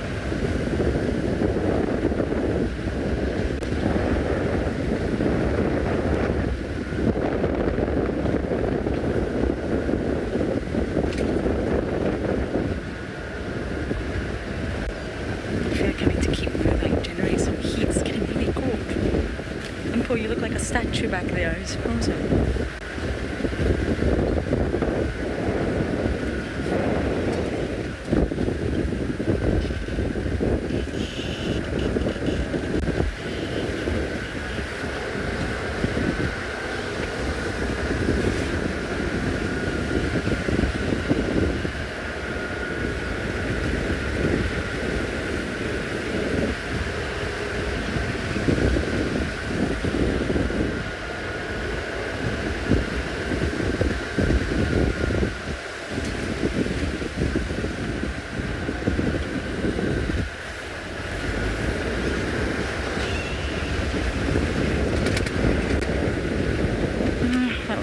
On little Gary, the hyenas were using for a while. Memories. They're definitely not using it anymore. I'll never forget that sighting when we went to visit. We get special permission to pop in sometimes. And warthogs ran out. I'm sure some of you will remember that. Poor June got the fright of her life.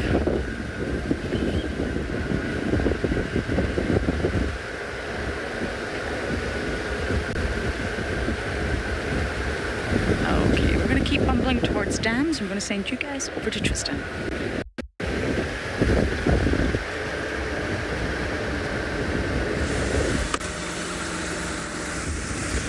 Right, so we're busy just checking a little further. So we're checking the next road down because I found like I found what looks like one track. I mean, it's so difficult in places here to see where these guys went.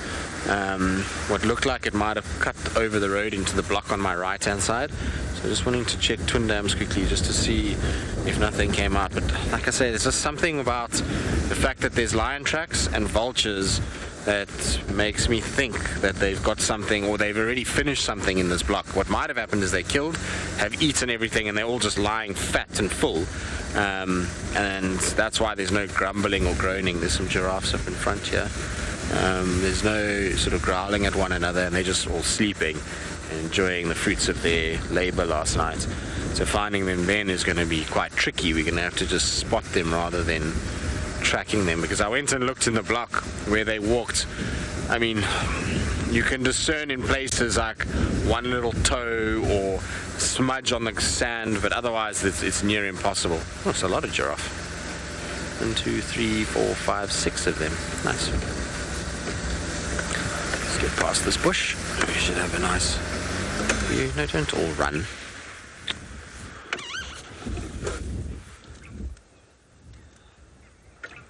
Lots of males. In fact, looks like pretty much all males in this group.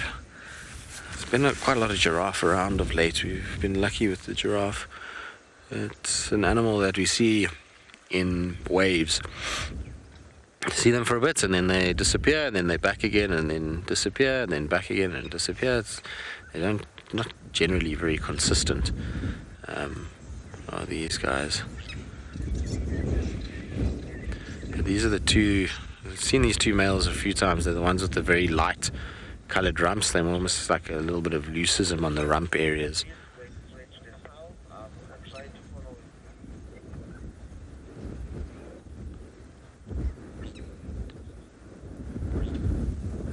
Look like they're a little shy. Maybe it's the wind.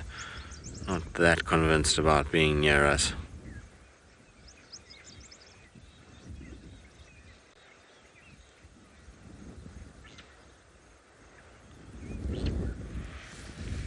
I wonder if these lions weren't chasing these guys around as well. I didn't see the tracks for any wildebeest with the lions kind of walking over the top of it. Most of it just looked like impalas and then them kind of moving around. Just gonna try reposition here for Gert because this is a horrible visual on any of these giraffe.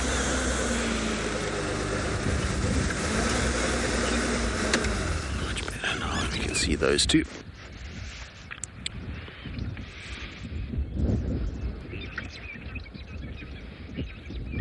These guys haven't moved very fast since last night. I actually saw them last night, just kind of where the lion tracks are, heading into the block here. I stayed in this area the whole evening.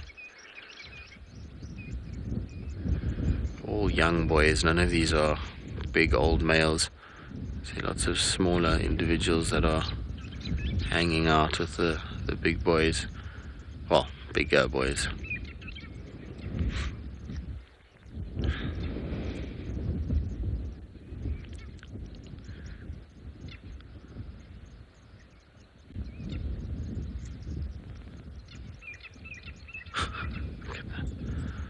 Having a little rub up on one another. They're taking advantage of all these bright little new leaves that are coming out after this rain. It's amazing how quick trees push leaves when they've got a bit of rain on them.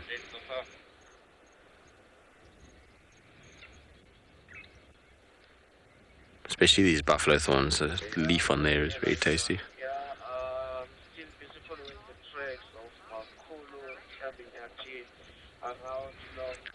Sorry, did you copy that? I've got Game Drive Radio also going. I just heard Pete. Giraffes are very light in coloration. Giraffes are very light in coloration. Yeah, these particular giraffes are very, very light. They're still growing, so the part of the reason why they'll be light is that they're not fully formed yet, so testosterone flushes haven't happened. Often when you find the animals start to breed, then they get that testosterone push, and that often triggers melanin production, which causes them to darken up. And here's a little female. A little female? No, it's actually another male as well. Just young males, sure. So that will trigger that melanin production, and then you start to see them darkening and starting to become that almost black color that you get. But there's also a genetic component to it. Some of them just are light, and those very white patches on those two young males, I mean, like I said, that's almost like a form of leucism. There's no coloration in that little kind of rump area.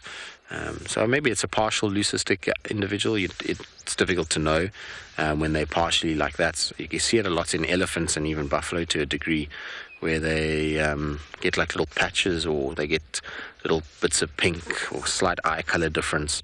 So you can get that kind of leucism as well. All right, giraffe are heading off into the thickets. There's not really much that Gert can do with all of that. So I think let's carry on and just see if any of these tracks for these lions comes out. I still think they're here. Might be wrong, but let's just make 100% sure.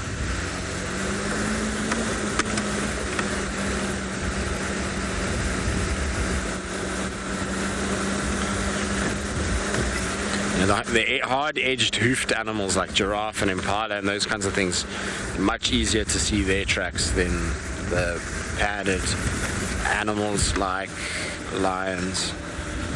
All right, onward we go. Let's see. Like I say, all we can do is try, and hopefully we'll get lucky.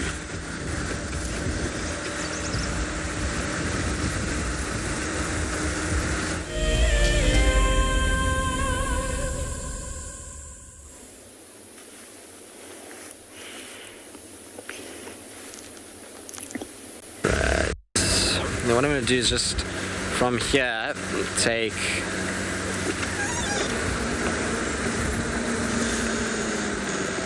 take Ingwe Alley. I thought I could see something on this, but there's nothing there. I'm going to take Ingwe Alley and just check they didn't come out there. The roads have all been washed so badly that the trucks are going to be super difficult to see in places.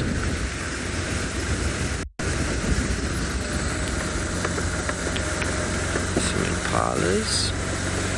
Certainly quite a few antelope around here.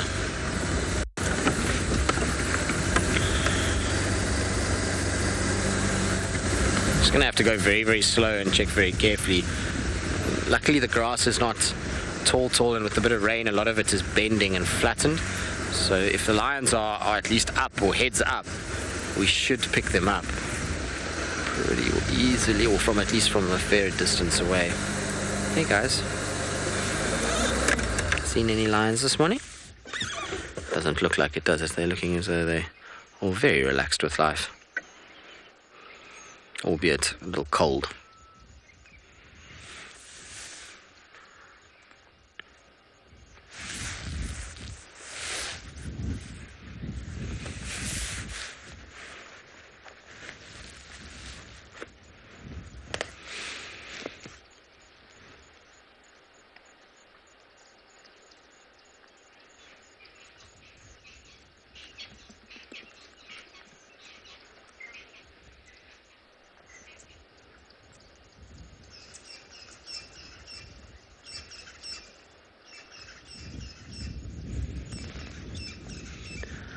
Alright, we'll probably leave these guys now and just watching them cross the road, and then start heading a little bit further to the west again.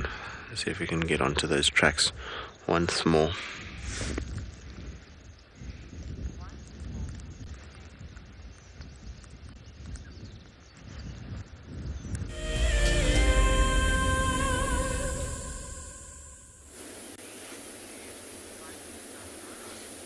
Welcome back on Bushwalk. We didn't make it very far from where we started, and we already ran back because of clouds coming in from the south. So the reason why we're so cautious of the rain is because of the sensitivity of the camera equipment that can very easily be ruined if it does get wet. I mean, while we're looking at that beautiful clouds moving from the south, that's where our weather normally comes from, and cutting in front of the sun. So with yesterday afternoon, we also noticed that it was becoming incredibly warm and incredibly humid in the later part of the afternoon, which set it up perfect conditions for another thunder shower. So one of the things that we do see quite often is that rocks are dependent on that sudden temperature changes to be weathered into smaller fragments. So what happens over here is that the rock will be baked incredibly hot in the later parts of the afternoon, and then that thunder shower and the rain that falls onto it will lead to this onion skin weathering. So eventually these weathered pieces of material will be transported elsewhere, and it will lead to soil formation, which is very important for plants. To come back on a number of other types of weathering which we find in this area. One of the interesting weathering mechanisms in this area is also large leaf rock figs, which both chemically as well as hydraulically weather chunks of rocks by splitting it off from the big piece of rock. Over the years, I've also seen a number of big pieces of rock as well as cliff faces even being collapsed by the pressure that those roots can exert. Another form of weathering that we do find, which doesn't have a direct influence in this area, but a little bit more close to us in the Drakensberg Mountains at higher altitudes, is what we call freeze-fall, where water that is trapped between cracks in the rock will be constantly expanding as well as shrinking as it freezes in the winter temperatures. And eventually that frost action leads to expansion will also allow for breaking off from the main piece of rock. So for those of you that have joined us for the first time, rocks and the geology of the underlying area combined with climate is incredibly important, as it leads to a number of different vegetation structures that will evolve, which is dependent on specific soil types. We also see that will directly influence the type of herbivores that we get in that area, and eventually also which carnivores will be in that specific area.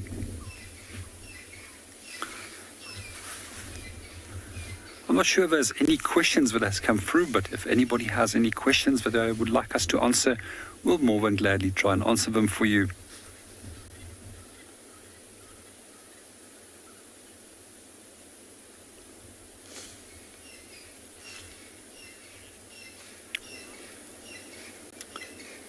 Good morning, Marie, and welcome to the show. These are Doloresites, and Doloresites are basically a form of igneous rock, which means they are fireborne rocks.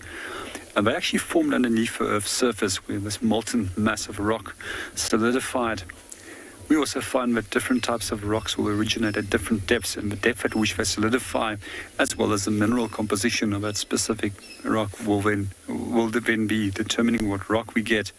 Some I often get asked, but why are they on top of the Earth's surface? And it's very simple. The original rock that was covering it was actually weathered and moved away. This process can take many millions of years.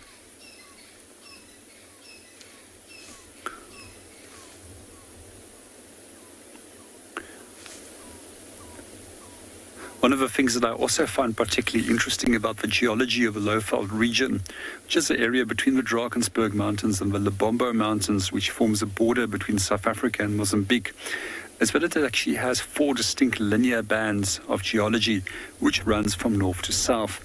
The oldest of the rocks we find in the west being granites. Some of those granites date to approximately 3.1 billion years of age.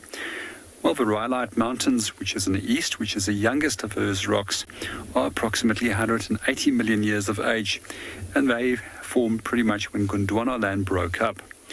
What we also find is that the granites used to originally be at the bottom, and then top of it, these Dolorite rocks, followed by basalts, and then eventually the rhyolites. But as Gondwana land broke up, these rocks actually tilted eastwards towards the sea, creating these 4 linear bands.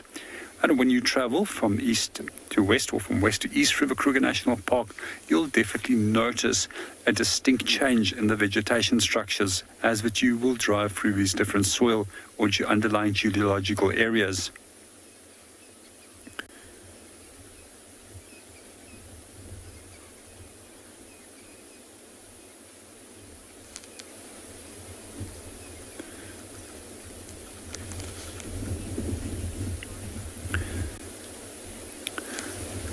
We're going to hang around here a little bit longer and see what the weather is getting up to.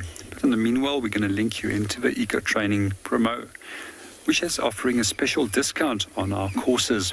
If you would like to come and join us, learn more about geology and how that influences the environment.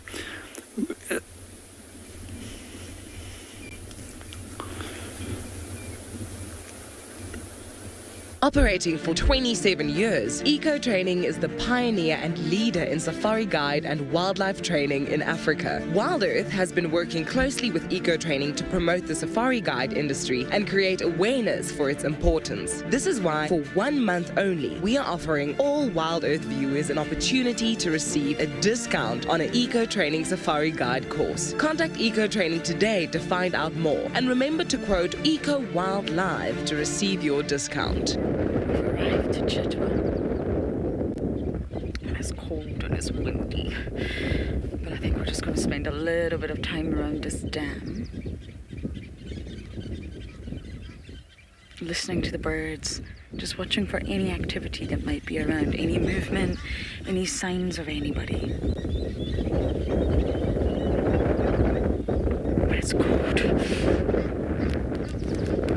The water is grey, you can see even the hippos are immersed. Actually, when you sort of submerge yourself in water, it can actually be a lot warmer than when you're above the water, you're cold and you're getting the breeze. That can cool your body right down. Even in the Maldives, when we were caught in the storm, the ambient temperature, it wasn't cold, but it also wasn't warm. It was warmer in the water. It was nicer to be in the sea than on the surface on the boat. And it's the exact same for hippos, really.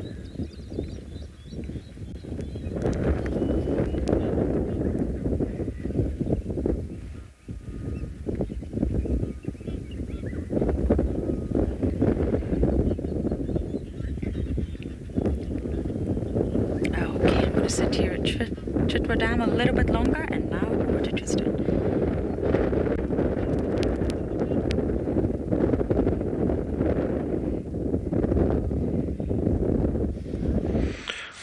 success. We managed to find them deep in the block, where the last tracks that we had was. We kind of came in there, nothing had come out, so I was like, they must be here somewhere. And we kind of followed a tawny eagle and a vulture and wormed our way in and eventually found the pride. It looks like whatever they've killed is finished. They have a little bit of blood on them, not a lot, and the tummies are not hugely descended, so maybe it was something like an impala, possibly, but at least we managed to locate them. I can only see at the moment 1, 2, 3, 4, 5 of them. I don't know, there's no young males here. It just looks like one old lioness and then 4 younger individuals. So maybe there's a kill somewhere and the rest of the pride is on that. And this is just the ones that are lying off of it. I'm not sure.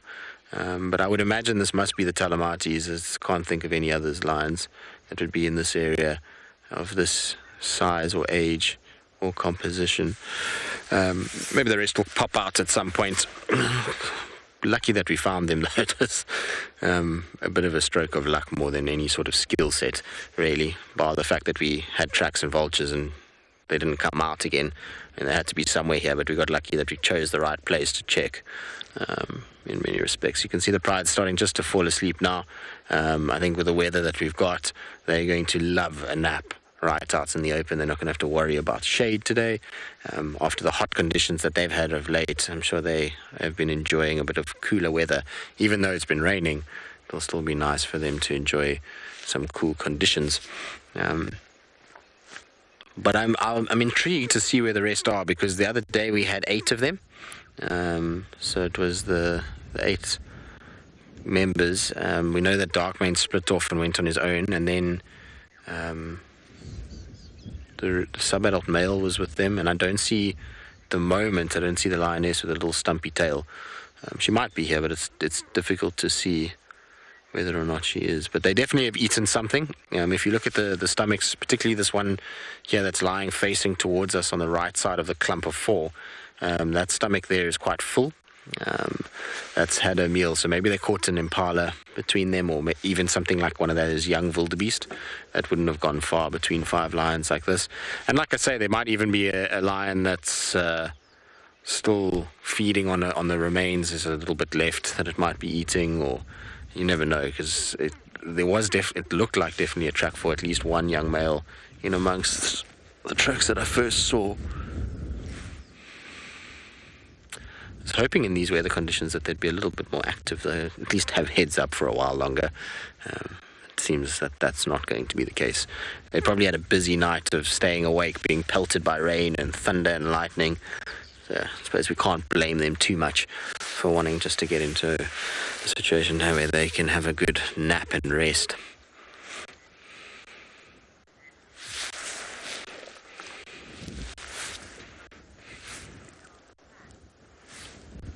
You see, that's a very difficult question to answer, because there's no most dominant pride.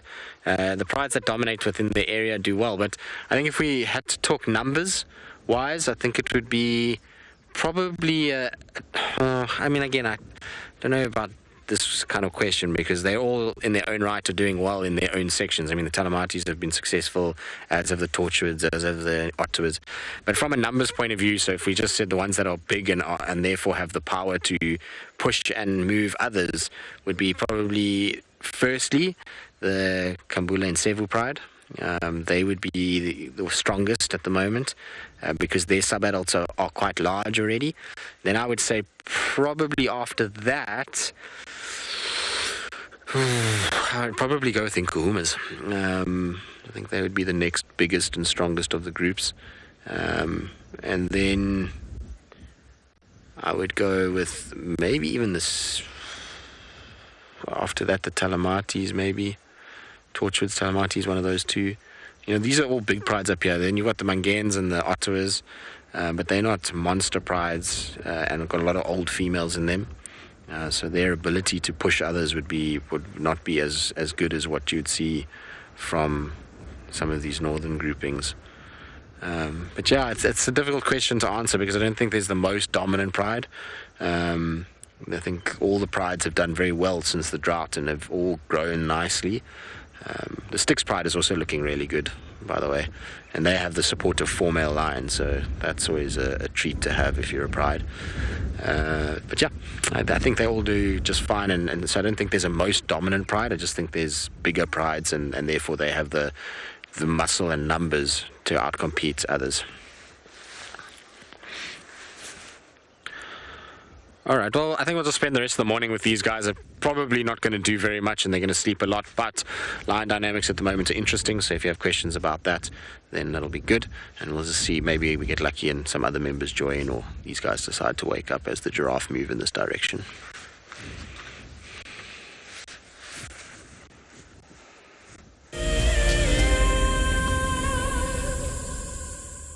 Here we are. We are on an expedition. This is the expeditionary force. Behind me, we have seen Tlalamba. We are very excited.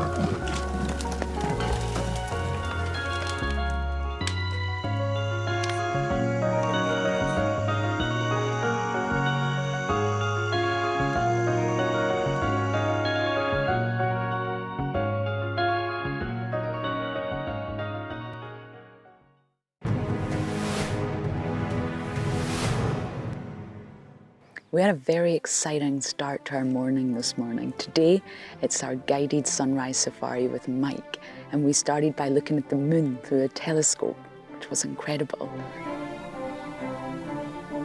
It's been a very different drive from all the other ones, very interactive. Uropigeal gland is something the hoopoes have in common. Hi.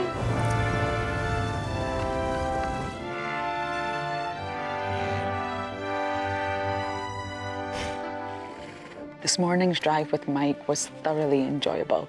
He really engaged us, but we also did some birding, and I managed to add a few new birds onto my list. Overall, every single experience with all the competitors has been really incredible, but it's up to the judges now.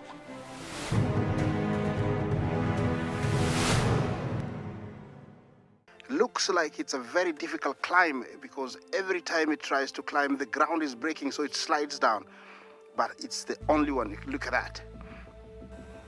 That is the call of desperation with a cub. It's like, what are you doing, mommy? Oops. Oof. Expect the unexpected here on WildEarth daily.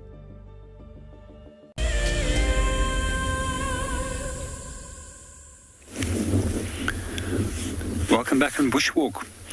With the high humidity that we were experiencing yesterday, it actually created ideal conditions for many of the funguses to start sporing as well as growing. So the funguses that we are looking at over here is one of the bracket fungi species. I find funguses particularly interesting. Although they appear like plants, they're very different to how plants actually operate. Firstly, they don't have any vascular tissue which can transport nutrients and minerals. They're also, quite interestingly, reproduced by means of spores and have no roots.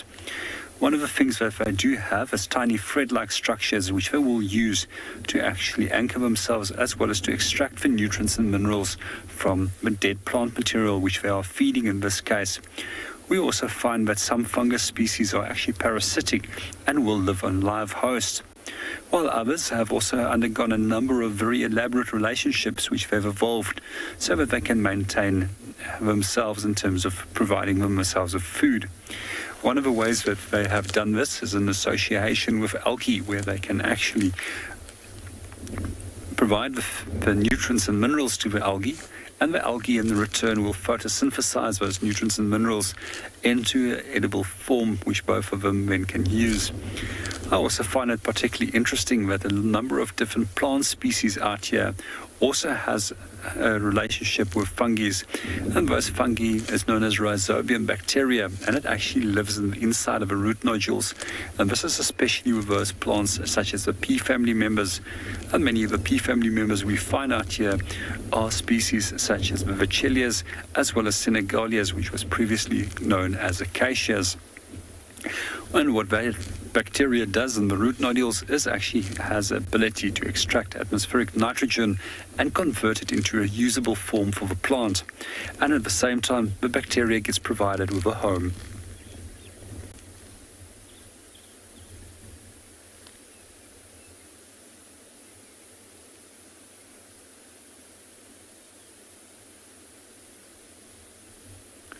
We also find that termites evolved themselves a strategy where they've co-evolved with certain species of funguses.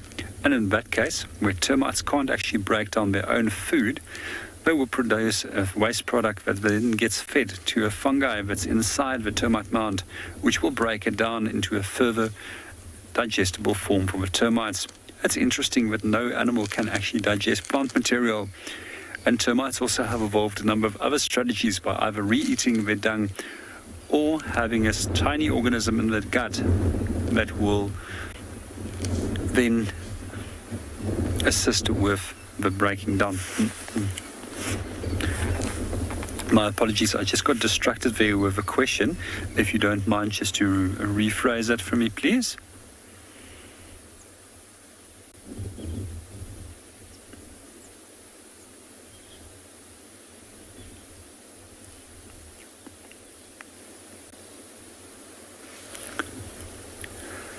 Good morning, Wakisha, and welcome to the show.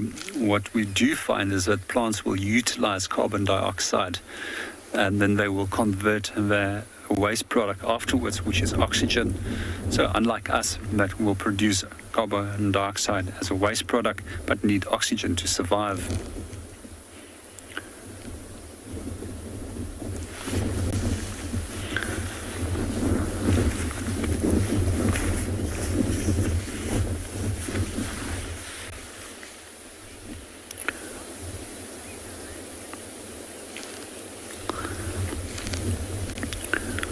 Good morning, Debbie, and welcome to the show. And with regards to your question, is any fungi medicinal? Yes, there is certain types of fungi that gets used medicinally, as well as we found that they can also be practically be used for a number of other purposes, including eating. However, I'm incredibly cautious of actually eating any fungi out here. You have to have proper knowledge of what you are eating. When it comes back to the medicinal forms, lichens often get used as a medicinal use in many parts of southern Africa. I'm not quite sure, but if I remember correctly, it gets used for the treatment of urinary tract diseases.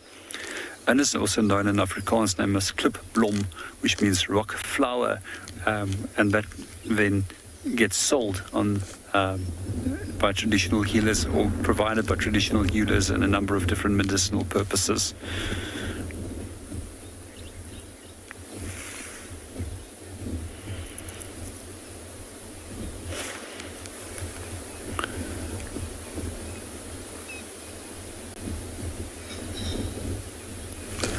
Well, we're going to move on and go and see if we can beat the weather and find something else.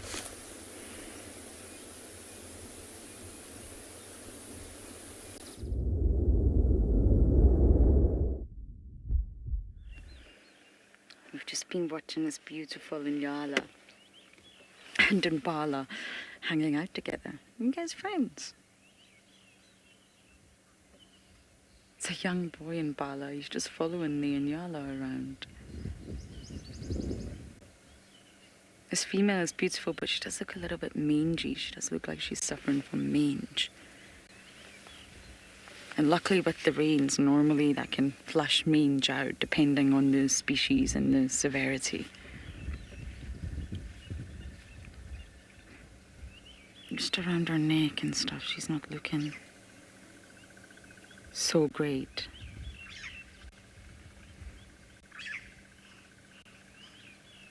And mange is basically a highly contagious skin disease, really, and it's spread by parasitic mites. and which is an arachnid, and it's basically scabies in humans. But when you sort of talk about it in animals, you say Sarcoptic Mange. And it's been reported all across the animal kingdom. And these mites, oh my goodness, these views are terrible, bury into the animal's skin, into the hair follicle. Let me just try and get a slightly better view for you all.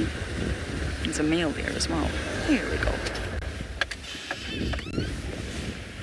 Yes, so these mites actually burrow into an animal's skin at the hair follicle, and this produces lesions that mostly get infected, and the infection spreads naturally as the animals scratch their skin because it's itchy. Something's burrowing into your skin. Oh. So they scratch, and the scratching, of course, spreads the infection. And over time, animals start to lose hair, and that's when you see these patches. They start to look really unwell.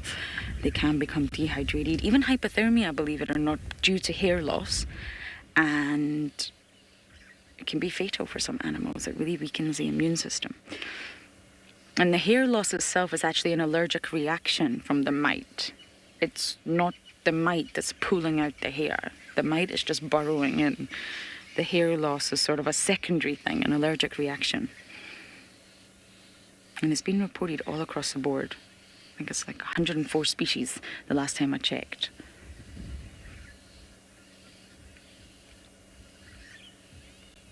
She'll be fine. You can just see signs of it around her neck and face.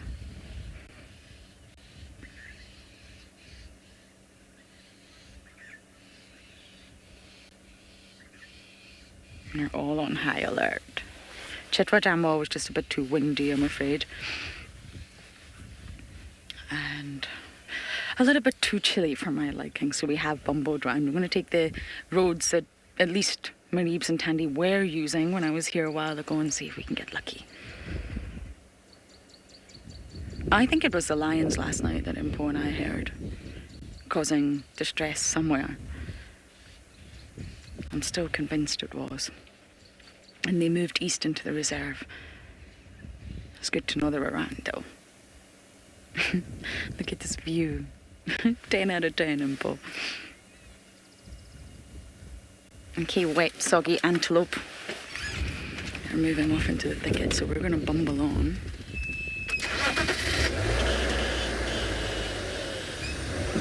Oh, there's no way they can't be cold. I'm cold. My jacket is nowhere near thick enough either.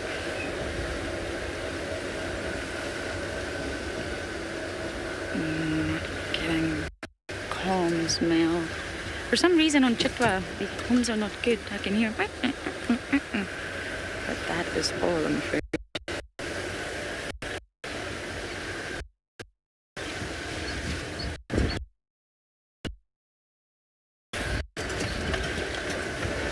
Okay, I'm going to check the usual haunts and hopefully we get lucky with some spots. Right, I'm still sitting with the pride. They all relaxed now. What they were seeing was the giraffe. The giraffe is slowly coming up the hill, so maybe when they get a bit closer they'll try. There's also another lion here, so it's not just the 5 lionesses. There is, I think it's dark mane. I can't see nicely through the bush. I can just see his foot sticking up and a bit of hair around the head. So I can't see if it's him or the young male at the moment, but he's in the background there, just sleeping. So I suspect that it might be dark mane. The young male tends to like to lie with the pride. He doesn't like to lie off on his own.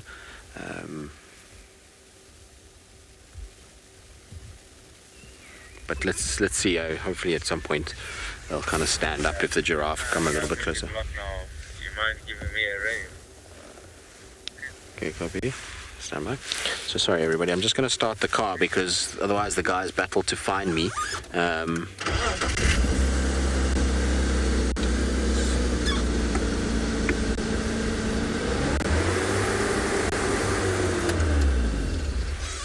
Just give them a slight engine. Did you copy that? So just try and start the car and then they generally keep...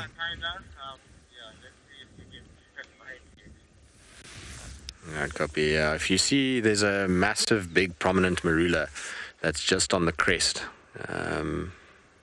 That's just north of where I am. So if you head towards that marula, you should pick me up. Yeah. So you're not close to the drainage line, right? No, negative. We're up on the crest side, closer towards Quarantine and Timbeta. Okay, probably I was too close to the drainage line. Let me, calm a little bit up. So sometimes it just takes a bit of time because especially, unfortunately, this guy doesn't actually know the property very well at all. He's fairly new to the area.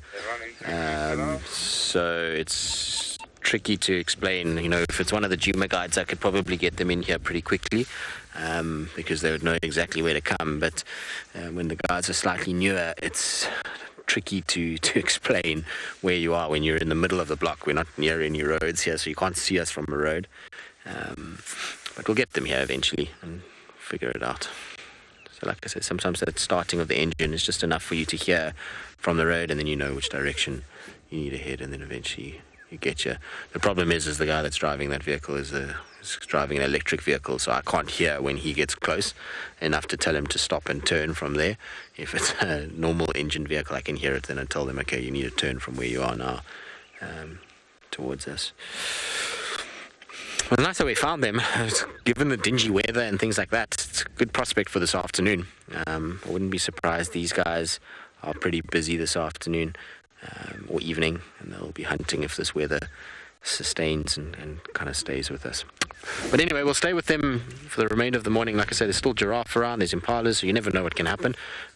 Anything and everything is possible.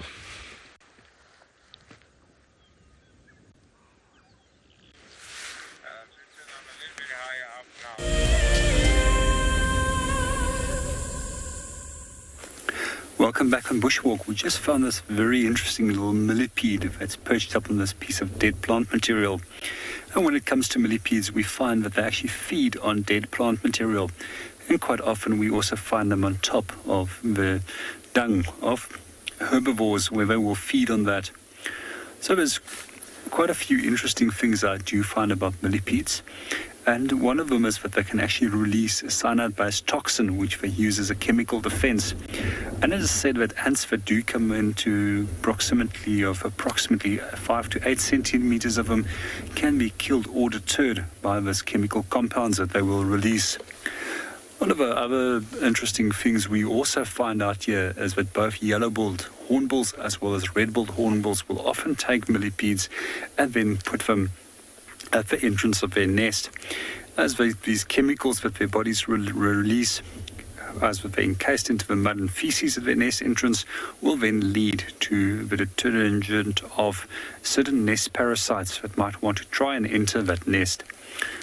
There's very few animals that actually do eat millipedes, and out here we find that the ones that do is African civet that has learned to deal with these toxins, banded mongoose, which tends to roll them inside the ground to get rid of the excess toxins, and then lastly we also find that they are often predated on by scorpions, which will feed on them. We also get quite often asked what is the difference between a millipede and a centipede, as these two often get confused. And one of the answers is the amount of legs per segment. So they have actually 2 legs per segment compared to that of the centipede, which has got 1 pair of legs per segment. We also find that centipedes have got pinchers and a venom claw at the opposite ends of the head and tail, and that they are actually predators of other organisms. And one of the most amazing fights I've actually seen was between a Transvaal thick-tailed scorpion and one of these centipedes. The thick-tailed scorpion eventually won that battle.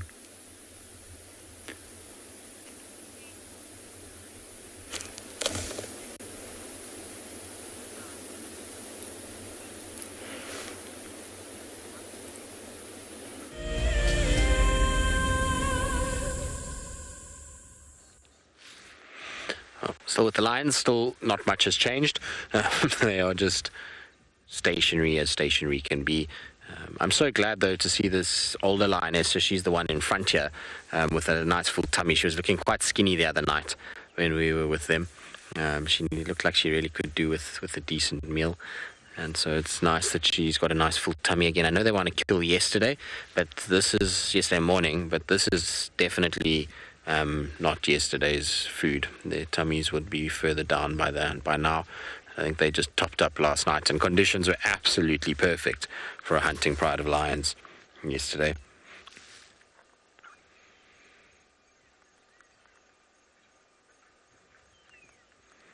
I want to see if they react to this electric vehicle. I can hear the branches as they're coming in, so I'm sure the lions will have a little look around now.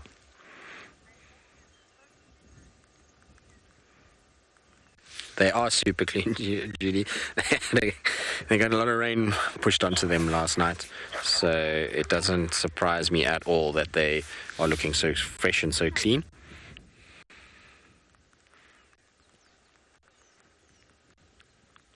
I think a lot of the animals will look like that. If you see the elephants after the rain, as well, their tusks are like bright and white. They always look so much better than before the big rains. But yeah, the lions look as though they're in really good condition when you see them like this.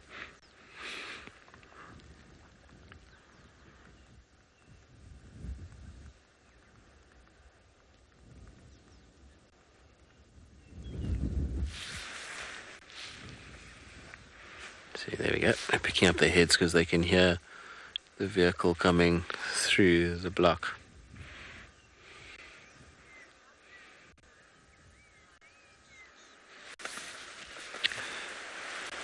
So Havana, who's 9 years old, I think it's Savannah or Havana, I don't know, either one. Sorry if I've made a mistake. But you're asking how many litters a lioness can have in her lifetime. So that's a really difficult question to answer because it really depends on how successful she is. So it's how many litters does she actually raise to adulthood. Because if she raises lots of litters to adulthood, then she has less. But if she loses litters, so unfortunately if the cubs get killed, then she has more. So a very successful lioness would probably, if she was raising litters very well, she would only have maybe 5 or 6 litters in her lifetime. If she was not as successful, she can have as many as 12, 13, 14 litters. Even, if she has a really tough time of it. But most lionesses, I reckon you'll probably find 5 or 6 litters would be about the average. Well, actually, I think probably the average would be maybe 7 or 8. But 5 or 6 would be an exceptional mother. She would have done very, very well out of that.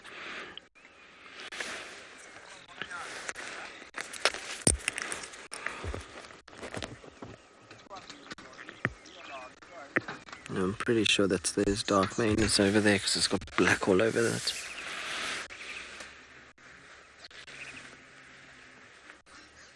Little bungos, 100%. They'll eat predators. Predators will eat prey that have got mange.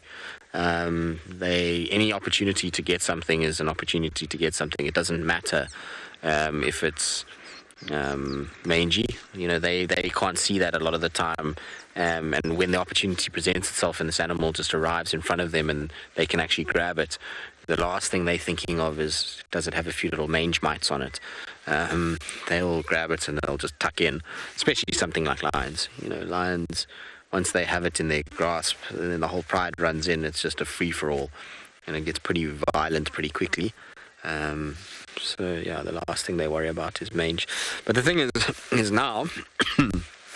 If they do, let's say hypothetically they ate something with mange right now, this rainy weather that we're starting to get is going to be good for these guys to get rid of any mange mites or overpopulation of mange mites that they might have. Mange really thrives in dry conditions. As soon as it starts to get wet and the fur gets wet, the mite does really badly.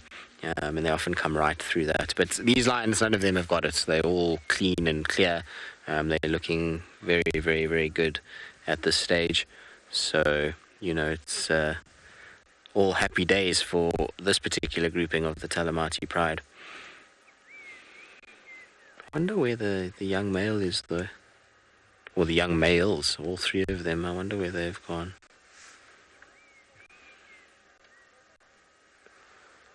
Nanza, you're asking why they always lay on their backs and spread their legs like this. So for them, a lot of the time it's a comfort thing. So lying on their backs like that, if their stomachs are a little bit full and they just open out, it just eases the pressure. The other thing is that it helps with cooling. So they're getting cool air going over the top of that tummy, over the paws. and they're opening out those leg areas, so where there's fur and that heat is being trapped, that's all opened. So it's like, imagine you with a blanket, and you're at a certain temperature and you start to get hot. The first thing you do is that you try and kind of open that blanket out and try and get some air going over you. It's exactly the same with them, is that they're just trying to kind of get more air coming over their body, and therefore more loss of heat that's taking place. There's no areas that are being compressed together and being retaining a lot of heat. If you're ever in a cold situation and you put your hands underneath your armpits, you'll feel how much warmer it is there than anywhere else. So that's exactly it, is they're just literally opening that out so that they're getting airflow and cooling themselves down a little bit. When they're full and they've got a big tummy, there is a lot of heat that's being built up inside of them. The metabolic rate is up, and they are trying to process, which causes an internal spike in heat. And so that just helps with cooling more than anything else. And like I say, when they're super, super full, I think it just alleviates the pressure on the stomach. When they lie on their sides, it's pushing on that food the whole time.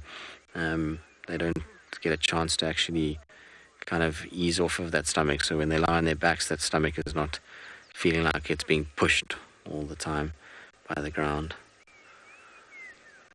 But none of these guys are like ridiculously full. I mean, I've seen lions where it's just stupid. They literally look like they can roll rather than actually walk when they're super full. So they've had a good meal, but they're not crazy full at the moment. All right, well, like I say, we'll just sit with them. Who knows what will happen? It might be something, there might be nothing, but at least we've got the pride, and better than driving around in gloomy roads with nothing.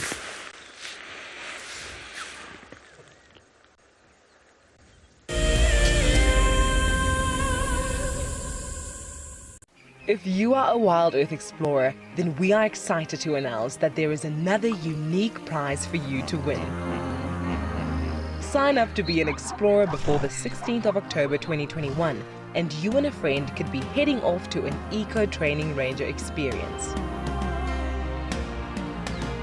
This 2-night opportunity offers a living and learning adventure where you will combine seeing incredible nature with gaining knowledge on how animals live in the wild. You will approach dangerous game on foot, learn how to track, do some 4x4 driving, and have an exclusive opportunity to join the WildEarth team behind the scenes on the live show. After each action-packed day, you will relax around the campfire and listen to the nighttime choir of animal sounds before you drift off to sleep. WildEarth explorers, it's in your nature.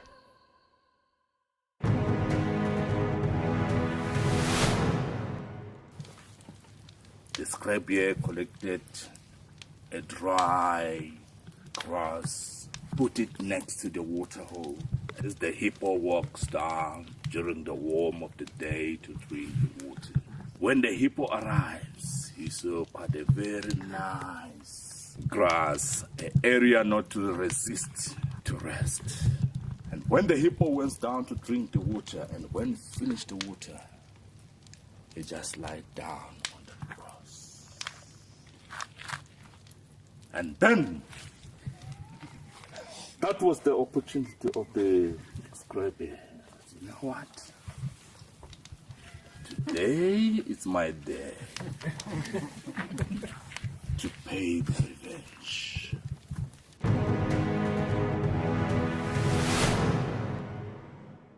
Okay, there's another big male coming in from our left here. Another big male, look at this. This is the one. Now you're going to see sparks fly, guys.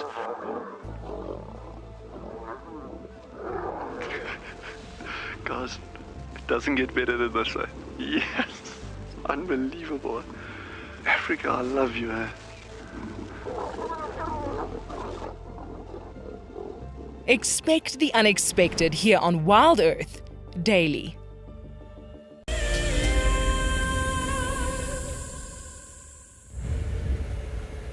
Just catching up with one of my friends, the battaliers. Cold, wet, miserable. I'm starting to shake a little bit. I really need to dress warmer. My own fault. I'm not saying up a toda, but I love a Battalier. We need to do the wet, soggy bird competition again. That was hilarious. I think it was 2 years ago now. Oh, the screenshots you took of the soggiest, most miserable bird was so entertaining.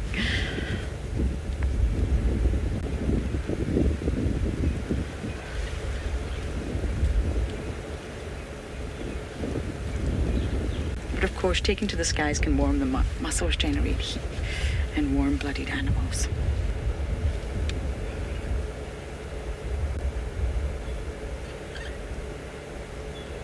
I hope I find Batoda. I really don't know when she was last seen, but I really, really hope I can find her.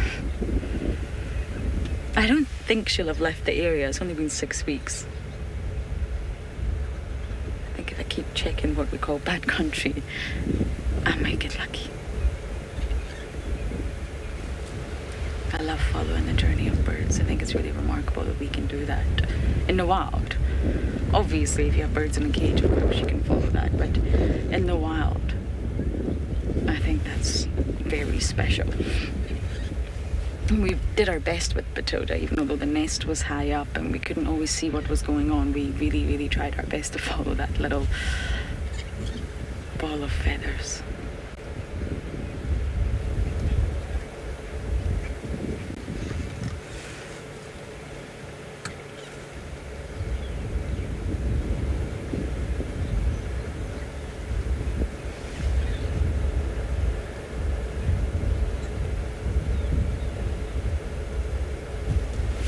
Even watching this, I feel cold.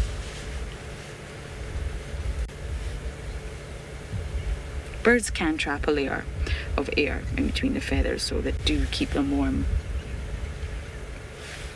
And naturally, this is a female. There's not much color to work with, but I can tell you that's a female.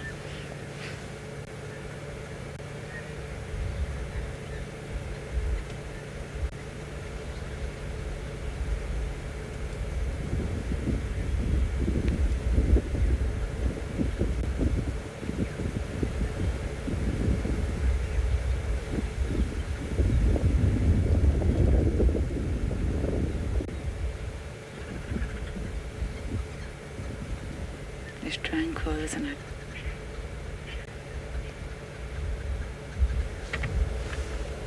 I never get bored with my time with Battaliers, I really don't. Or any animal, really.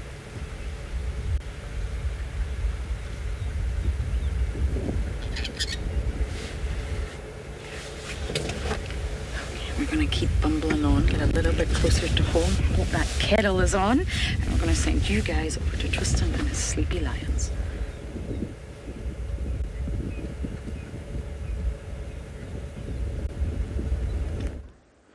Well, Lauren spends time with the Battaliers.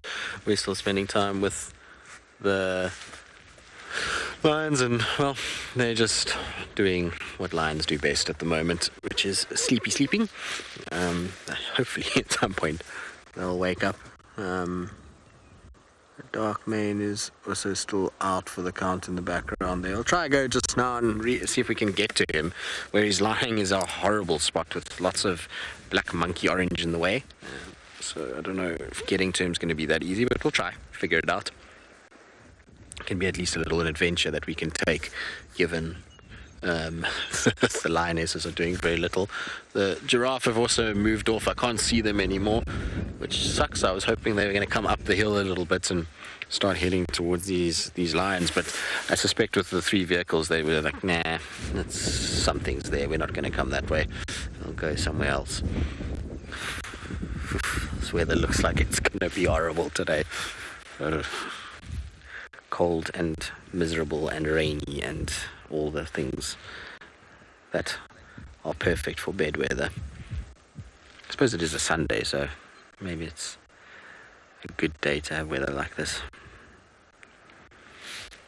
The lions certainly seem pretty happy about it. They probably are thrilled at the fact that they're not being obliterated by 37-degree heat and razor-sharp sunshine, having to find shade. Although that will become a much easier task over the course of the next few days. Shade will certainly be a plenty once these trees all start to leaf. They won't have to struggle as much to find nice areas to lie in.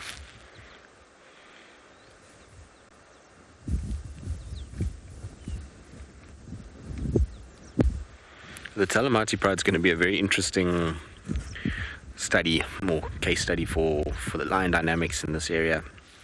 And you can see that there's all kinds of things at play at the moment. You've got this little split off, which is one older lioness with these 4 younger ones. Then you've got the 3 that are with the Mbali male.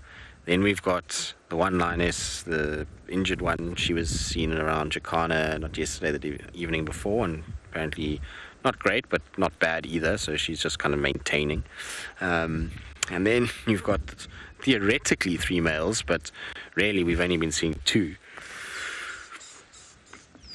So we've got all of that, plus we've got the dark mane kind of Mbali thing going on as well. So it's going to be very interesting to see who actually ends up where, and whether this becomes a separate section of the Talamati Pride from the 3 that are mating with the Mbali male. I suspect that that's what's going to happen, and then the young boys are going to go off, and this is what's going to be a pride that's going to form as these 5 together, or maybe even 4, and the older lioness will go back to those 3.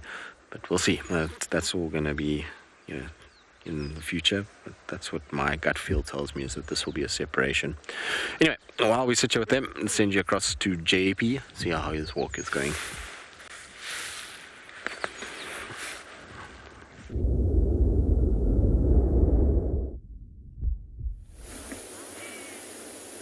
Welcome back on Bushwalk. So 2 of the species that we've been looking for this morning is leopard tortoises as well as Specs hinge tortoise.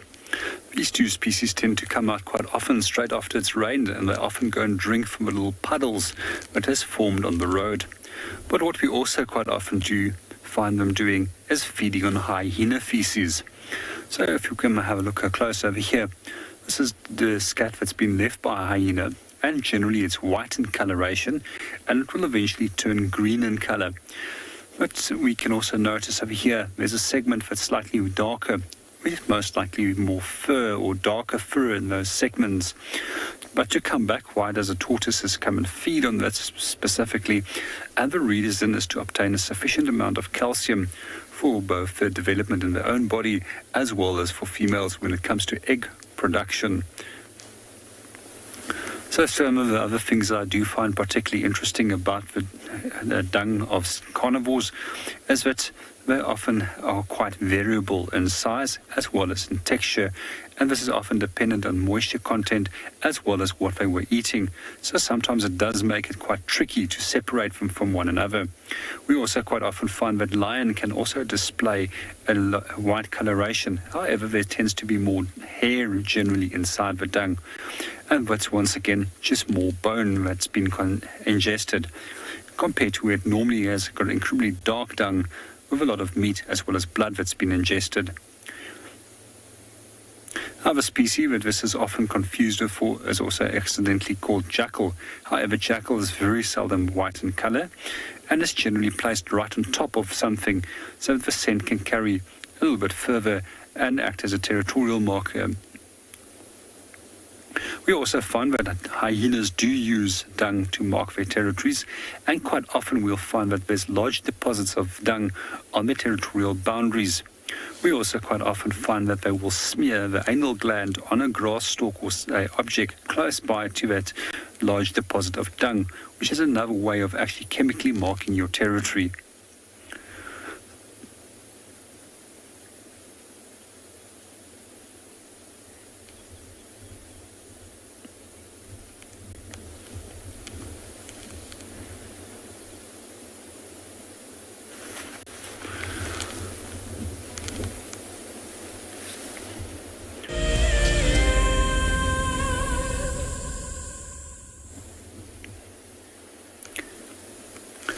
Welcome back on Bushwalk. We're just discussing a number of different field signs, and we're also discussing how animals quite often will make use of feces, urine, and a number of other methods in marking their territory. Some of the interesting methods we've noticed with hyena is that they will actually rub their anal gland on a grass stalk. When it comes to spotted hyena, it actually creates a single brown smear on the edge of that grass. Aardwolf also produces a very similar smear. However, I have not seen an aardwolf in this area. One of the other hyena species which we do get in the area and close by into the area is actually brown hyena. And their smear mark that they leave in a grass stalk differs by being brown and white blobs. One of those being a short-term communication signal, while the other provides a slightly longer-term communication signal. There's a number of other ways that animals will also demarcate their territories, and that's by means of urine. We often see species such as leopard as well as lions spraying the urine to mark a territory. We also find that vocalizations can be used to demarcate territory. And if we think of it, lions will often call, specifically in the early parts of the morning or the later part of the evening when the air is still cool, and that vocalization can carry so much further. That will just be an indication to other lions this is our territory, as well as that it's an indication not to overlap hunting within those areas. But calls can also be used to contact individuals and so that they can regroup. We often find that with hyenas that they will call and that they will start slowly regrouping, especially if one of them has located on a kill that's been made by lions where they would like to take over. Leopard, we also often hear in the later part of the afternoons where they'll create a rasping call that almost sounds like a saw, and which is a method also for demarcating territories. Some animals also have very specialized glands both on their feet, cheeks, as well as next to the side of the eyes, which they can use to deposit a chemical to mark their area.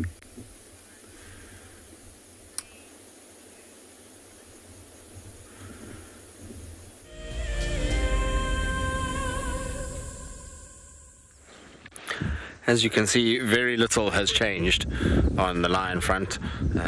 Everyone is still fast asleep and not in the mood to do much. Can't say I blame them. This weather is foul. It's not very nice, and so resting and taking it easy seems like a far better plan. If only our leopard friends have been as cooperative as the lions of late. We've had a lot of lions this particular, well, this last little period. Look, they are much easier to follow. You see how this vulture's coming into where the lions are. That's how we found them, is using vultures. A hooded vulture. They see the lions lying like this and they check if there isn't anything. Darkmane's got his head up now. You can see him through the bushes.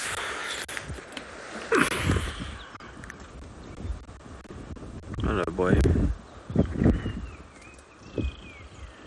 Wonder if he's not sitting where there's a little carcass. You never know, he might have hogged it. It's possible. That's why the vulture landed. Yeah. The vultures also know in these conditions it's not the worst idea is to follow the lions around.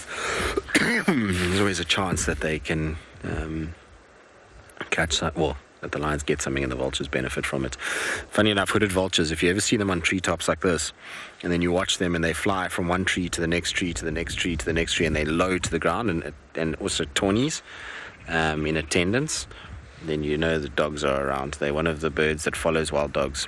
So as the dogs trot, they'll just fly from one tree to another, but low, they don't get up at all. Then you know it's all good. And that's the vultures, well, that the dogs are below them, and it's a nice tell that you can use if you don't see the tracks.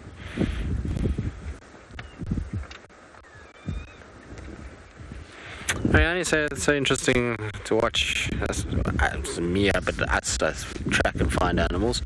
I mean, like I said, I've been fortunate that I've spent some time with good trackers and I've learned from them a little bit. But there's a thought process that goes through it, and I like sharing that thought process because it's something that people can apply even in a place like the Kruger National Park. You know, it might not sound like you can do tracking there, and yes, you can't do what we've done this morning, which is follow tracks into a block and then come into the block and find the animal. I get that.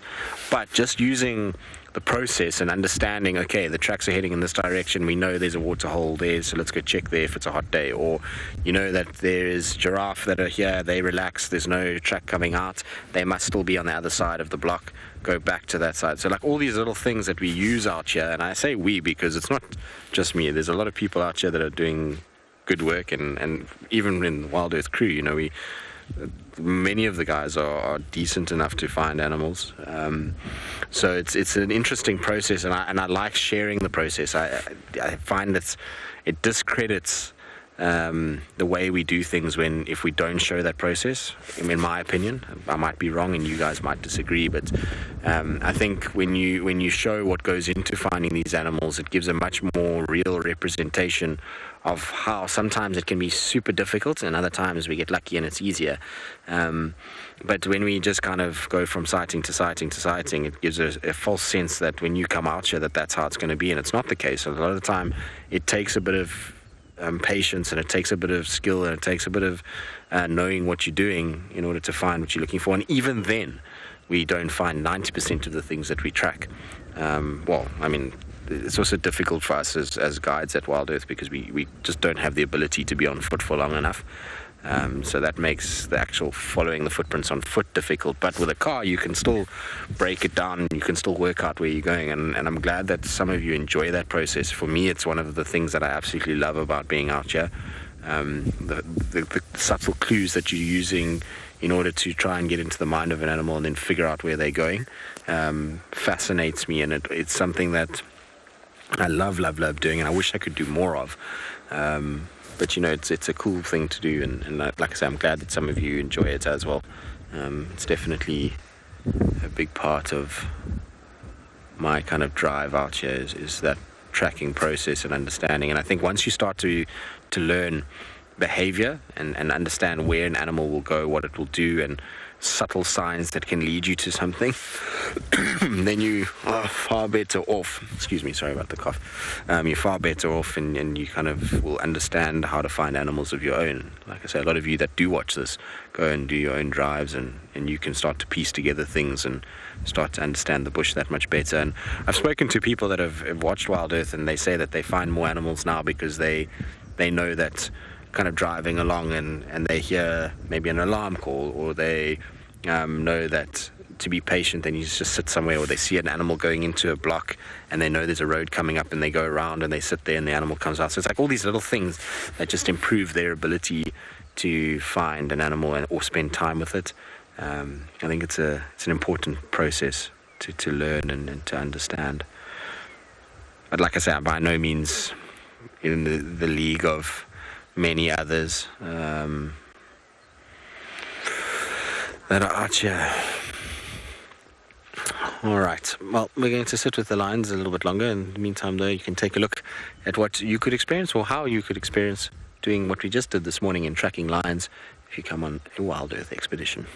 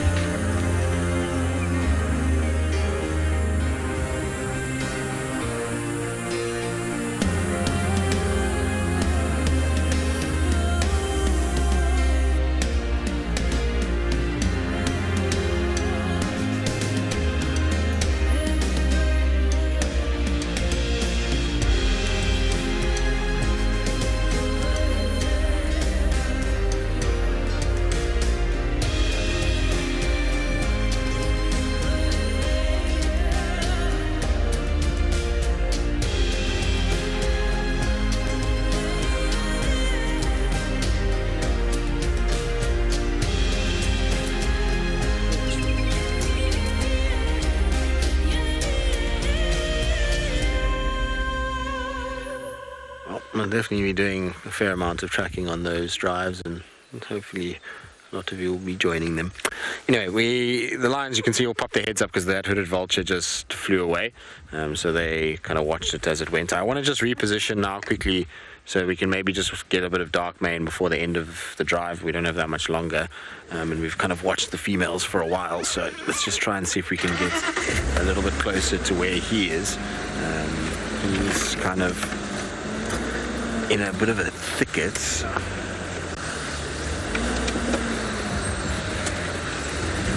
go around. We'll see all the baboons' tails are leafing. They were all no leaves yesterday. Today, leaves. It's nice. They're actually quite a pretty flower. See the baboon's tails. I'm gonna try and just get around to where old Dark Mane is. Trying to take the road of least resistance here. It's not always that easy, and it requires a fair amount of turning and moving.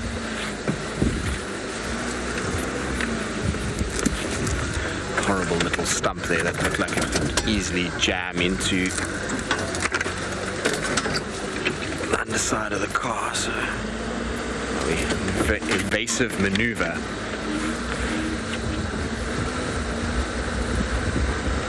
Alright, so he's just going to get to where old Dark Mane is. Looks like he's just having an absolute beast of a nap, as only he can do. But we'll just stop here and have a little look at him for the remainder of the morning.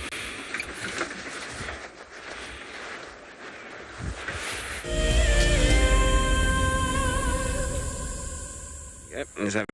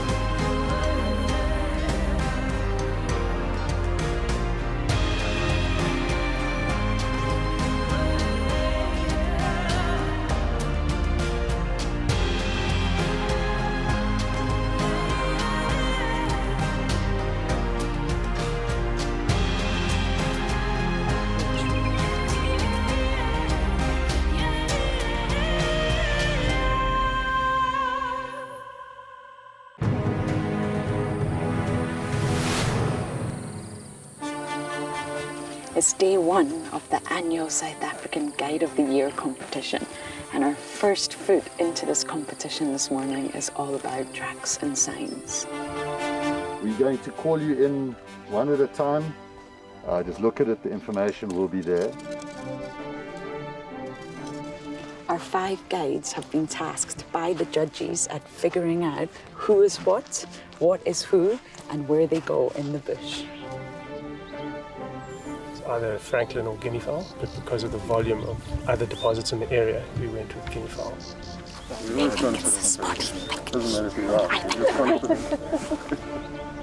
Detailing the surrounding that you need to look out for tracks. The details is very important.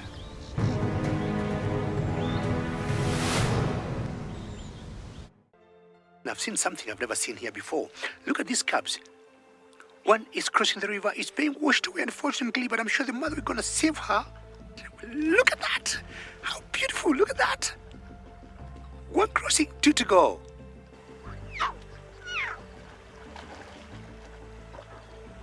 How cool is this? Expect the unexpected here on WildEarth daily.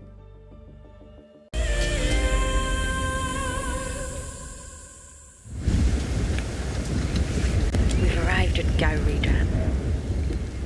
I'm actually quite shocked at the water levels. It's a lot lower than when I was here last. A lot lower. It's still a full dam, don't get me wrong, but it's really incredible how the water levels have dropped in a short space of time. But of course, with the rains coming in now, that's not going to be the case.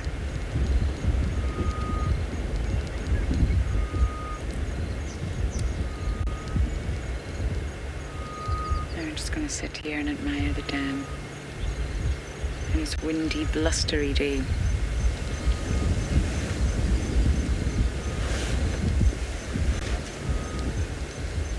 I like being at Gowrie Dam, not entirely when I'm on the dam camp, but when I'm here and I can see it, smell it, and feel it. It's a very productive water body.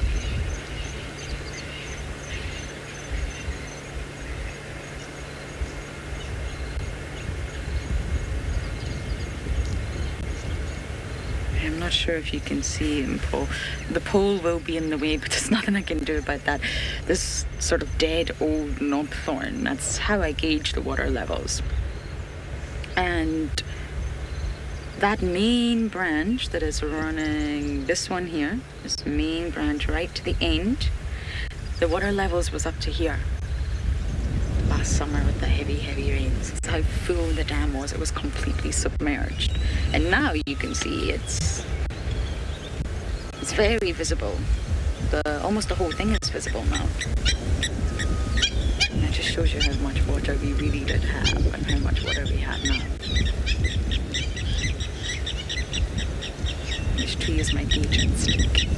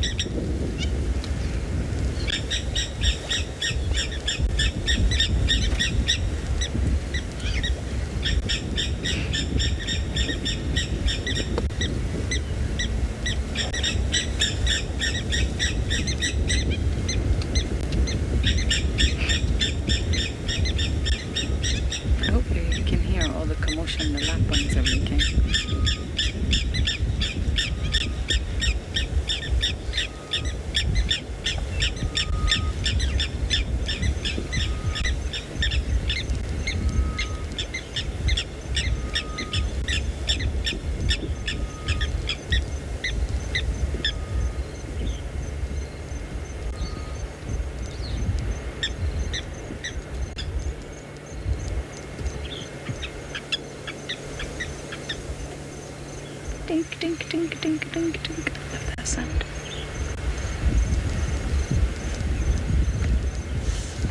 I got asked the other day who's the most vocal bird, and it's a tough one, but I forgot to say lapwing, or at least the blacksmith.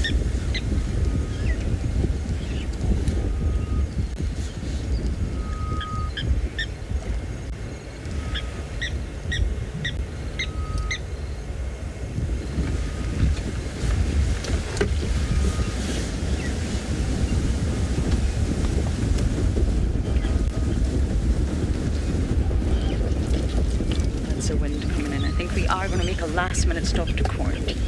Head on up there and see if anything has changed. I didn't take quarantine this morning. See if anyone is hanging out on that side.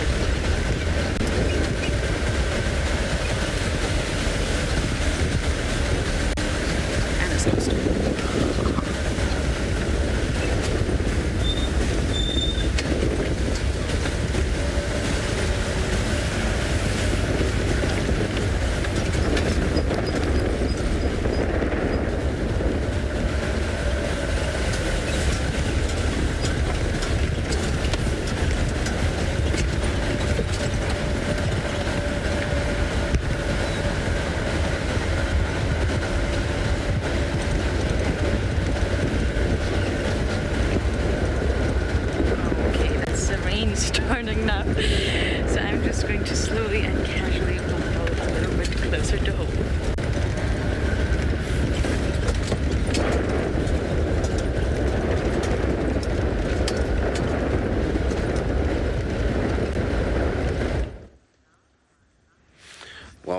Is about to start, which means that we're going to need to also start heading back to camp pretty quick. We have enough equipment issues. We don't need them to get wet, and I don't actually have a roof on. Gert and I took a gamble this morning, and so far it paid off, but there's like a blanket of rain coming our direction, so we're going to either get very wet or we're going to try and get back to camp a little bit earlier. At least the lions aren't doing too much, so it's not like we're going to miss out on anything, other than them having a really, really, really good nap. I think that the most we'll get out of them is maybe a rolling over of Darkmane, but otherwise he is out for the count. He's in prime sleeping position, so I think he's going to be like that probably until this afternoon. Although, in this kind of weather, this pride can be mobile. They can move and go all over the place. They don't always stay stationary, do the Talamatis. They sometimes get motivated by outside influences coming through in the form of various prey antelope, or prey animals, should we say, not even antelope only. All right, though, that rain is starting to come, and like I say, we don't have covers on and things. I can just see a white wall coming from behind me here. So I think we're going to get out before that happens. I've got to get through this block, which is quite a long way out of here. So we're going to try and quickly get back home. Hopefully we won't get too wet in the process.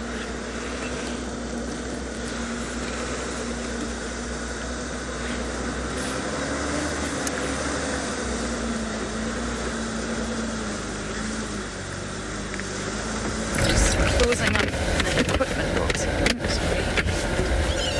It's that rain starting, and I am heading home. If we make it in time, I think you should all come for a cuppa with me. Cuppas are big in the UK. You gotta invite people in for a cuppa. Cup of tea. Imagine if we could all have a cuppa together. I'm not stopping. Heading straight into camp. Fingers are numb. Unfortunately, it's not been a lucky one. I really need to start piecing together the puzzle of where all the animals are hanging out. Getting on the right tracks.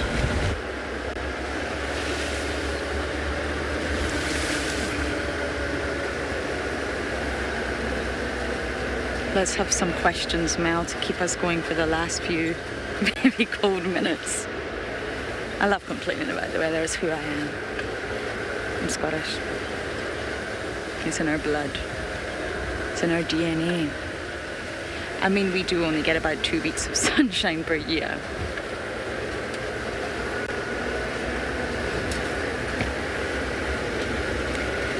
Ziggy, I haven't got any vultures to show you, but no, they're mainly scavengers. Their sort of body shape and specialized adaptations are adapted to the life of scavenging. They don't, I've just driven into the rain. They're heavy birds. They're not entirely quick in flight, like those birds that hunt other birds in flight. And they also have to run a bit in order to lift themselves off the ground for that reason. So they are primarily scavengers. I'm not saying they could maybe hunt. See, there's our camp. Oh wow, that beautiful sign. Research camp. We're going in together. Now, I'm not saying that they maybe can't pluck off some insects or some smaller things, but generally speaking, they are predominantly scavengers. And it's necessary. If they became too good at hunting, if they were far too well equipped for that, then they would, of course, stop scavenging. And we actually need them to scavenge. They keep the ecosystems healthy. They're the binmen of the ecosystem. They are the ones that clean up all the carcasses. And imagine if they didn't. We would have disease and just decay and parasites and maggots everywhere, awful smells. And of course, we can't have that. They need to scavenge, and that's why they maybe do occasionally hunt a few things in some specific areas, but if they become too good at hunting, then that's going to be detrimental to their ecosystem role, which is to clean up ecosystem. Welcome to camp, everyone. I'm taking you into camp for the cuppa, which we are going to close on the wonderful buffalo skull.